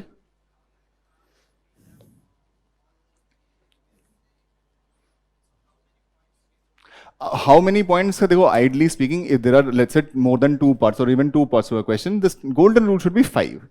Five is good enough. Five, if you write, is more than sufficient. Sometimes you may not have five. अब इसमें कोई golden rule थोड़े ही है, right? If you don't have 5 points, then maybe four will do, maybe three will do. If you have lesser points, explain them. Yes, word limit. We will address all of those requirements abhi separately again. But if you are asking me how many points are sufficient, one, there is no answer to that question. But five should be your golden rule. Five तो try करो five करने की। हमेशा तो five नहीं आएंगे ना इंसान के दिमाग में। अगर तुम्हें दो या तीन ही आ रहे हैं तो explain करने पे focus कर दो उसको, थोड़ा ढंग से explain कर दो, एक आधी example और दे दो, कुछ ना कुछ तो तुम्हें bridge up करना पड़ेगा, right? Broadly speaking, if somebody asks you this is what answer writing is all about. Three parts to it. Introduction का अपना role होता है, body part is where you get the most meat from, and conclusion, normally speaking, that introduction and conclusion both can be templatized. It's very very simple, right? इसके अलावा कुछ नहीं है. Then there is a problem of presentation. That's the last problem that you should have, right? I always tell about this anecdote that I had with a kid. अभी उस time पे 15-20 दिन 2015-16 में there is a certain topper जिसने answer writing में वो उसने structure presentation में बहुत बात कर दी। अब कर दी, क्या करें कि भाई डायग्राम्स बनानी पड़ती हैं, फ्लो चार्ट बनाने पड़ते हैं। अब तो प्रॉब्लम इज वो काला अक्षर भैंस बराबर वाली बात है, राइट? कि अब तुमने तुमने सुन लिया कि अच्छा ग्राफ बनाने पड़ते हैं तो बनाऊंगा, उससे नंबर मिलेंगे एक्स्ट्रा, ठीक है कोई बात नहीं बनाओ। Remember this though, presentation is never a substitute for good content. वो नहीं है substitute. It is and it's a supplement. Nahish comes up to me, he's like मेरे हमेशा 60-70 नंबर ही आते हैं, मैं पूरे क्वेश्चन करता हूँ, अब तो मैंने जो टॉपर्स ने कहा है वो भी कर दिया, अब तो मैंने प्रेजेंटेशन भी इंप्रूव कर दी, मैं तो ग्राफ्स वगैरह यूज कर रहा हूँ। मैंने ठीक है बता क्या देगा, मैंने show me a question and the question was basically on workforce participation of women in India, labor force participation, the same thing, right, of women in India. Now this person has drawn a graph. The graph is literally this. Maths वाले में y is equal to ms plus c, c being 0, right? ये है workforce participation in India का graph of women, right? And the graph, and I kid you not, the graph was literally the size of my thumb, इतना सा, और एकदम कोने में बना दिया है ना, तो उसको लेबल ही करते थे कम से कम, इसमें ईयर कौन सा है, परसेंटेज कौन सी है, राइट? ये भी नहीं पता, खैर फर्क क्या पड़ना था, कोई भी ईयर होता, कोई भी परसेंटेज होती, राइट? ये कैसे ग्राफ बन सकता है, right? You have to remember that you will only use them not as a substitute but as a supplement, right? If anything, you possibly could have talked about something like this, right? Dipping, something like this, ऐसा कुछ बना था। अगर तुझे पता होता कि workforce participation in India amongst women, the top most has been 33%, that was 1973, right? And the lowest was 17%, this is 2017, तब से इंक्रीज ही हुआ है 25 के राउंड, बट तुम्हें पता है कि 17 से 33 के बीच में ही रहा है हमेशा, एंड ब्रॉडली स्पीकिंग 20 से 25 के बीच में ही रहता है। तो अगर लाइन कुछ होगी तो समवेयर सीधी सीधी तो होगी, थोड़ा बहुत डिप डिप होगा। ये क्या बना दिया, राइट? ये तो कांस्टेंट नहीं है, ये एक्सपोनेंशियल ग्रोथ तो नहीं है, but this is linear growth. हाँ, ये ऐसा क्या कांस्टेंट इंक्रीज हो रहा है भाई, फिर तो मतलब कहाँ पहुंच चुके होते हैं हम, right? You have to understand this, that all these things are necessary, right? Are they mandatory? No. These are good things to have in your answer, but they have to be relevant, right? And there should be a purpose to it, right? Let's address all of that. That's the last 15-20 minutes of this discussion, right? I have to give you cues that is going to end. It's not going to last forever. Isko hatao. Right? For example, the first point is with respect to format. Should you choose a paragraph format or should you choose a point-wise format? What should you choose? Point-wise, why? Easy to write? Easy to read? That is one. Apart from that? वो तो easy to read उसने बोल दिया. Time? Less hoga. That is one. Why? Why will time be consumed lesser? Because you can easily get away without writing complete sentences. तुमने notice किया होगा? If you look at toppers के answer scripts, why are they using that hub and spoke model and this and that? They're not writing complete sentences. In a paragraph, you cannot get away with आधे sentence लिखे paragraph थोड़े बना दोगे. Right? That is only allowed in a point-wise format. Right? Just mention the subheading, even write an example with that, good enough. Right? निकल लो आगे. You would have seen जैसे उसने consequences mention किए थे, 4 बनाए ना डब्बे, not a single full line, पूरी line नहीं लिखी हुई. That saves up a lot of time. This is only something that point-wise format allows you. The second thing is greater legibility. Right? If somebody has written in a point-wise format, पढ़ने में आसान रहता है. If you have underlined it also, that is another thing. Right? With point-wise format, there is also one more advantage. What is that? Easy to think, yeah. You can also categorize them. Right, subheadings deke, even if you mention those broader subheadings, for an examiner, you're making his job easy. Right, you are clearly highlighting what is the dimensional aspect of your answer. You can do that also. Right, is paragraph something which is not recommended? Right, paragraph is good in case you want to explain more.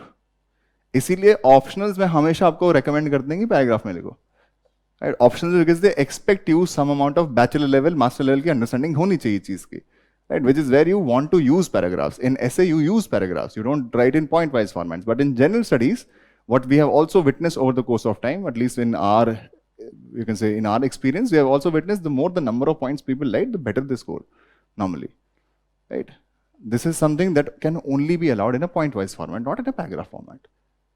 Right? This is a simple example. Prefer point-wise. Right? In a general studies paper. The next thing is about diagrams and maps. Now, are diagrams and maps necessary? If somebody asks you, are they necessary? Maybe not necessary. Mandatory कोई नहीं, किसी ने नहीं बोला कि with diagram explain this. Are they a good to have? Yes. Right? Certainly in questions based on geography, but not necessarily only geography.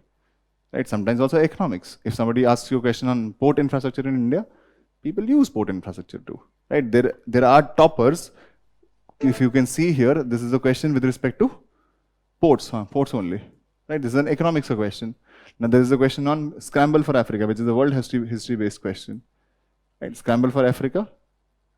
Done world history. What is it?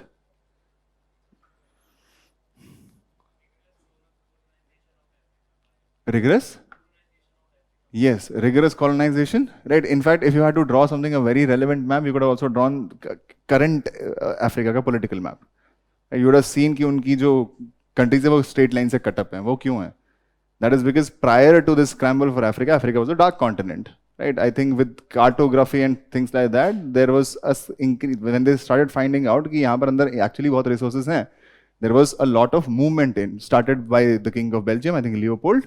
Right? उसके बाद because European powers are imperialist, a lot of them wanted to move into Africa, right? Which is why this indiscriminate conquest, and that led to what you call scramble for Africa. इसने बना के दिखा दिया northwest में France, then here Britain also हाँ नीचे, she is also right, and Belgium, Portugal, she has mentioned it here. Was there a need to do it? No, right? But she has mentioned it here. Would this not stand a better chance at getting more marks?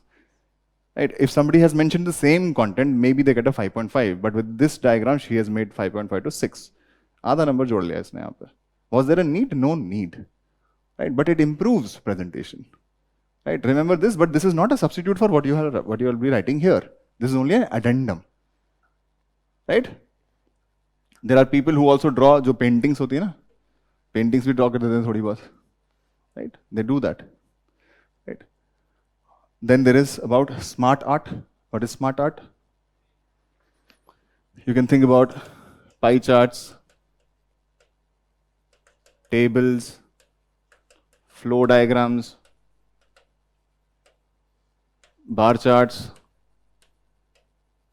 graphs, hub and spoke models, multiple things. Right? In fact, evolution के लिए timeline. This is what you call smart art. Has UPSC said that it is mandatory for you to draw smart art? No. Why do people then do this? One, it looks better.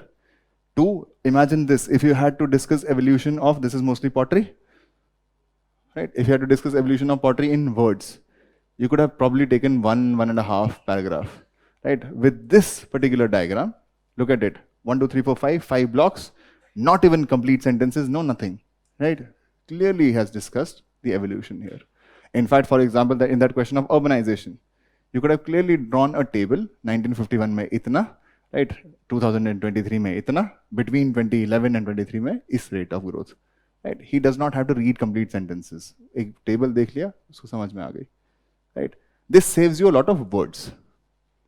It looks better, right? Which is why people use it. Remember this, 7 minutes, 11 minutes is a very, very little time. You would only know if you have put pen to paper. जब करोगे ना 3 घंटे में, तब तुम्हें पता चलेगा इसकी importance क्या है. Right? It's not just to make your answers look good, it's functionally important. Right? Should you use this? Absolutely you can. Right? Bar diagrams को तो खैर क्या ही use करोगे, pie charts use कर सकते हो. Right?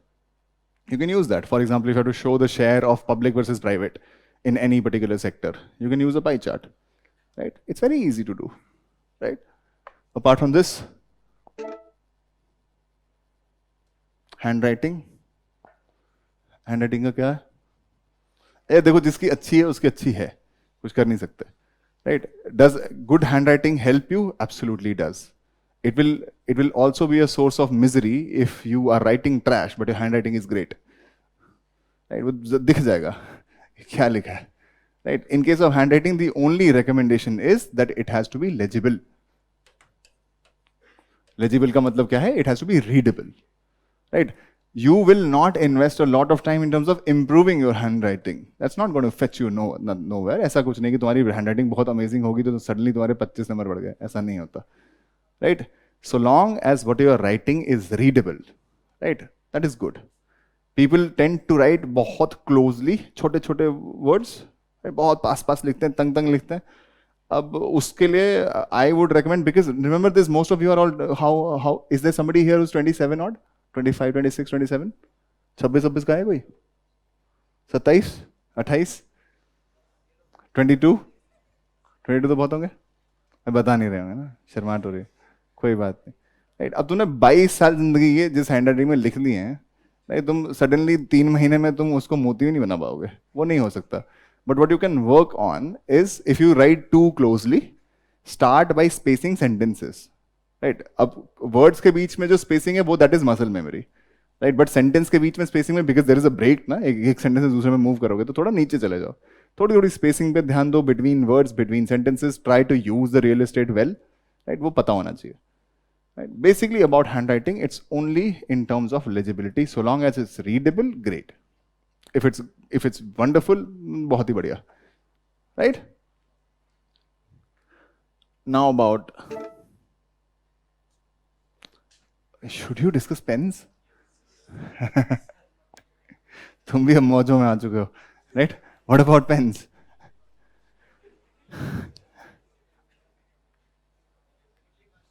Only one pen? चलनी चाहिए. हाँ, नॉर्मली देखो, this is mostly about colours and it's also colours में क्या है कि बहुत लोग को वैसे 14-15 कलर लेके चलते हैं. राइट, कोई जरूरत है नहीं, इतना टाइम नहीं होता तुम्हारे पास 7-8 मिनट के लिए. Typically you can have a combination of two, black and blue. Right, black and blue ले लो, and usually also carry a pencil. Diagrams के लिए पेंसिल बना लेना, क्योंकि वो गलत हो सकती है, एक बार गलत होगी तो मिटाओगे कैसे. इट्स पेंसिल ले लेना. Right, normally speaking, black and blue should be enough. Right, either you write in black and underline in blue, either you write in blue and underline in black. If you have only blue pens, that is also good enough. Right, चलता है, कोई problem नहीं है, कोई तुम्हें मारेगा नहीं इसके लिए कि इसने सिर्फ नीले से कैसे लेगा. Right, वो भी नहीं हो सकता. 14 सतरंगी बना दोगे फिर उस वो किससे चेक करे, वो तो देखो. Right, you have to understand that. Right. Remember, this is very very simple. Typically use a pen which does not flow, जिसका वो सीपेज ना हो. तुमने एक पन्ने पे लिखा पीछे छप जाता है, वैसा ना हो. Right, ideally speaking ball pens are better, because पानी वानी गिर जाए तो बॉल पेन में वो नहीं होता कुछ, मतलब क्या बोलते हैं उसको, फैलना. Water proof, water proof in pen, हाँ हो सकता है. सो यू कैन, मतलब हो सकता है ना कि अकस्मात स्थिति में, in a contingent situation, you had used a pen that typically is not great with water. Right, अगर पानी वानी गिर गया तुम्हारे आंसर शीट पे तो वो क्या करे फिर, उसका जब उसको पूरा से पैटर्न सा दिखेगा, उसका कुछ नहीं कर सकता वो. तो typically use a ball pen, get used to a pen and follow it. Typically carry multiple pens. Right, जैसे डोंट आस्क अराउंड, मांगना मत वहां बैठ के दे दे. राइट, हो सकता है ना दे, ये भी पॉसिबिलिटी है. राइट, आर्य रघुवंशी बोल रहे कैन वी यूज मोर पंख.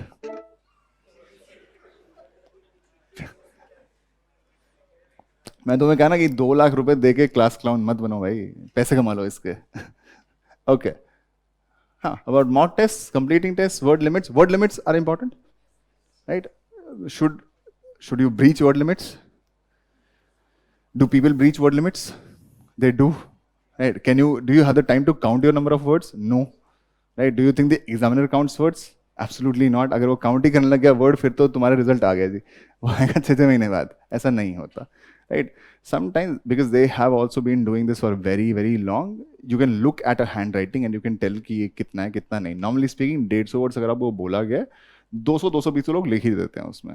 राइट, इतना लिख लेते हैं लोग, उसमें कोई प्रॉब्लम होती नहीं है. But if there is somebody जो बहुत तंग तंग लिखता है, छोटा छोटा लिखता है, पास पास लिखता है, और उसने, because real estate you are not only limited by words, you are also limited by the number of pages you get. Right, वो एंडलेस नहीं है. सो नंबर ऑफ पेजेस में if you are in 2 pages, if you are keeping it very very close and तुमने पूरा brim तक भर के रखा हुआ उसको, उसको भी पता है 150 तो नहीं है. राइट, उसकी पेनल्टी शायद हो जाए. Right? Normally speaking, word limits can be breached. You cannot keep a count of how many words you are putting in. But remember this, the more you are breaching word limit, you are actually penalizing yourself. Right? You are losing out on time. बहुत time तुम waste कर रहे हो. Right, and you can clearly see here, 19-20 करना general है. Right, लोग करते हैं 19-20 question attempt, they write answers to it, and if they are writing 18-19 and because you have a habit of breaching word limit, right, and you are writing only 14-15, basically हो क्या रहा है कि लड़ाई वहां चल रही है और तुम मुक्के यहाँ चला रहे हो. Right, you are not even in the competition. Right, you have to understand that. Right, simple सी बात है. वर्ड लिमिट में can it be breach? It can be breach. Normally हमेशा ब्रीच होती ही है, ऐसा तो है नहीं. अनलेस तुम्हें आता नहीं है तब कुछ नहीं कर सकते, तब ब्रीच नहीं होगी. Right, normally it should not be a problem. And the last thing that I would want to take up is directive words. Directive words का मतलब क्या?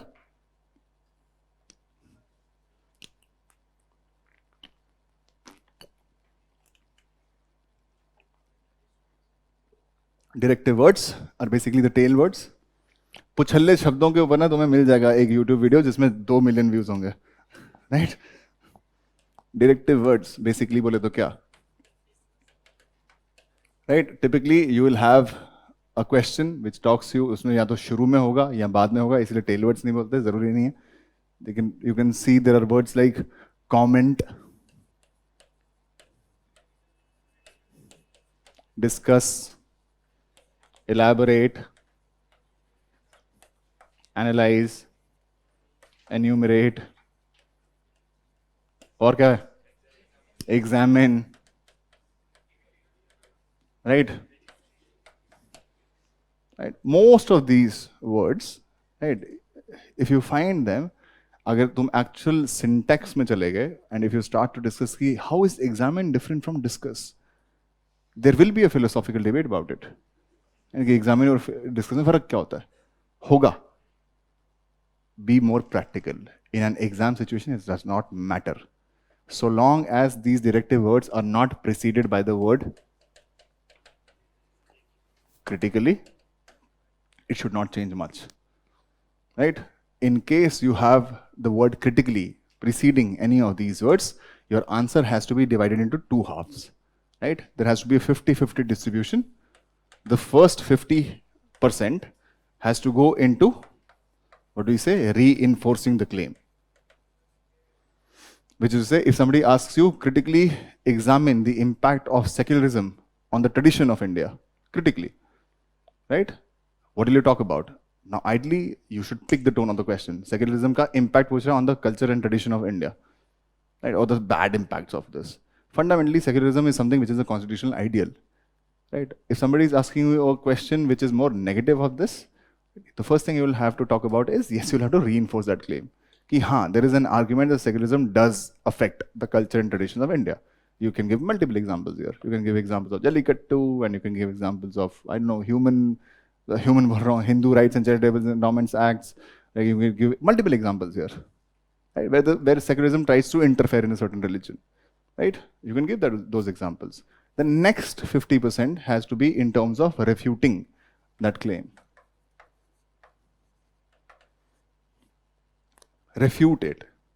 If you are asking me about the impact of secularism on the culture and traditions of India, the word secularism has been there for a reason, right? So give the importance of having the word secular mentioned in your preamble. What is the importance of that word? Religiosity in India, pluralism in India, how is secularism important? You have to mention it there, right? In case of any question that tells you to critically discuss, critically examine, critically elaborate, whatever it is, right? Answer has to be 50-50. The first 50 has to be to reinforce what has been asked. Typically, वो critically तुम्हें उसी चीज में बोलेंगे जहां कुछ defects होंगे. पहले defects लिख दो, then उसके support में आ जाओ, right? And it does not have to be point to point mapping नहीं होती कि because पहले point में मैंने ये criticize किया तो next में जब उसको मैं उसी point को criticize नहीं, जरूरी नहीं है, right? By and large कुछ points critical लिखोगे पहले, then you will talk in support of it, right? If the word is not presented by critically, practically speaking, all of them are the same. In which case, you have to follow an 80-20 thing at best. Which is to say, 80% of the question has to go, or the answer has to go into exactly discussing jo pucha gaya, right? 20% where you can be critical. Which is to say, if somebody asks you, let's say, the prospects of Ayushman Bharat digital mission, it's a good thing to ask. Right? In the last 20%, you can be a little critical कि problems क्या होंगे, digital divide होगा या नहीं होगा, right now digital infrastructure ready भी है कि नहीं, confidentiality की problems, you can discuss them. You can be critical in the last 20 parts of it, last 20% of your answer, which is to say typically in the conclusion. Is it always necessary? No, it's not always necessary. Right? हमेशा necessary नहीं होता है. Right? But is it a good to have? Yes, it's a good to have. Why? Because it directs to the examiner that I know this issue multidimensionally. You may have asked me only about the prospects, but I also know challenges. Right? You may have asked me about challenges, but I also know solutions to it. Right? This is something where you can include it, and the general rule should be 80-20. Right? This is the only thing that you need to know about directive parts. That's about it. Hanji.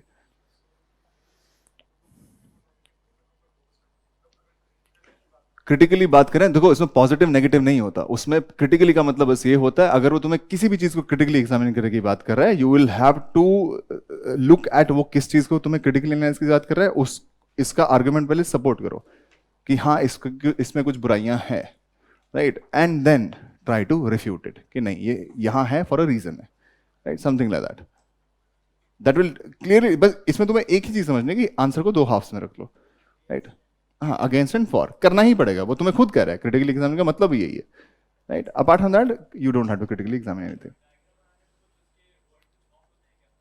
नहीं नहीं यार, कोई word नहीं count करता तुम्हारा, किस तुम्हें तुम्हें क्यों लग रहा है कि वर्ड बैठ के वो काउंट करे, और डायग्राम में कितने वर्ड लिखने वाले हो तुम?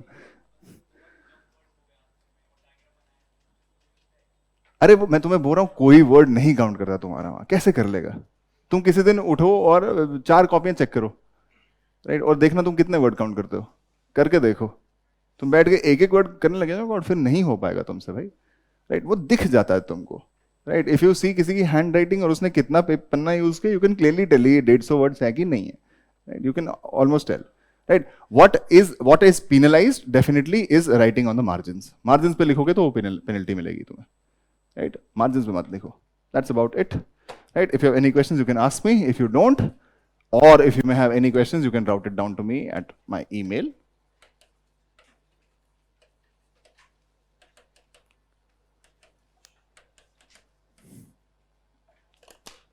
right, how to attempt those questions, okay, somebody is asking me how to attempt those questions that are totally unknown, अभी totally unknown है तो यार how to attempt नहीं हो सकता, for example if somebody asks you about Raphael and you don't know what about Raphael, क्या है ये, right, you only know that this is a defense plane, right, maybe you only know about that, talk about defense in India, right, talk about you can say defense manufacturing in India, right, defense manufacturing में then try to link it to हाँ हमारे पास plane थोड़े कम होंगे तभी तो question पूछा उसने, right, बस वो करो, which is I told you specifically it is going to be context specific, if you do not know about the exact thing asked, link it to the nearest thing about that thing that you know and उस पे लिख दो, right, that is only something I can tell you principally, I cannot pinpoint कि exactly इसको ऐसे लिखने का, right, all right,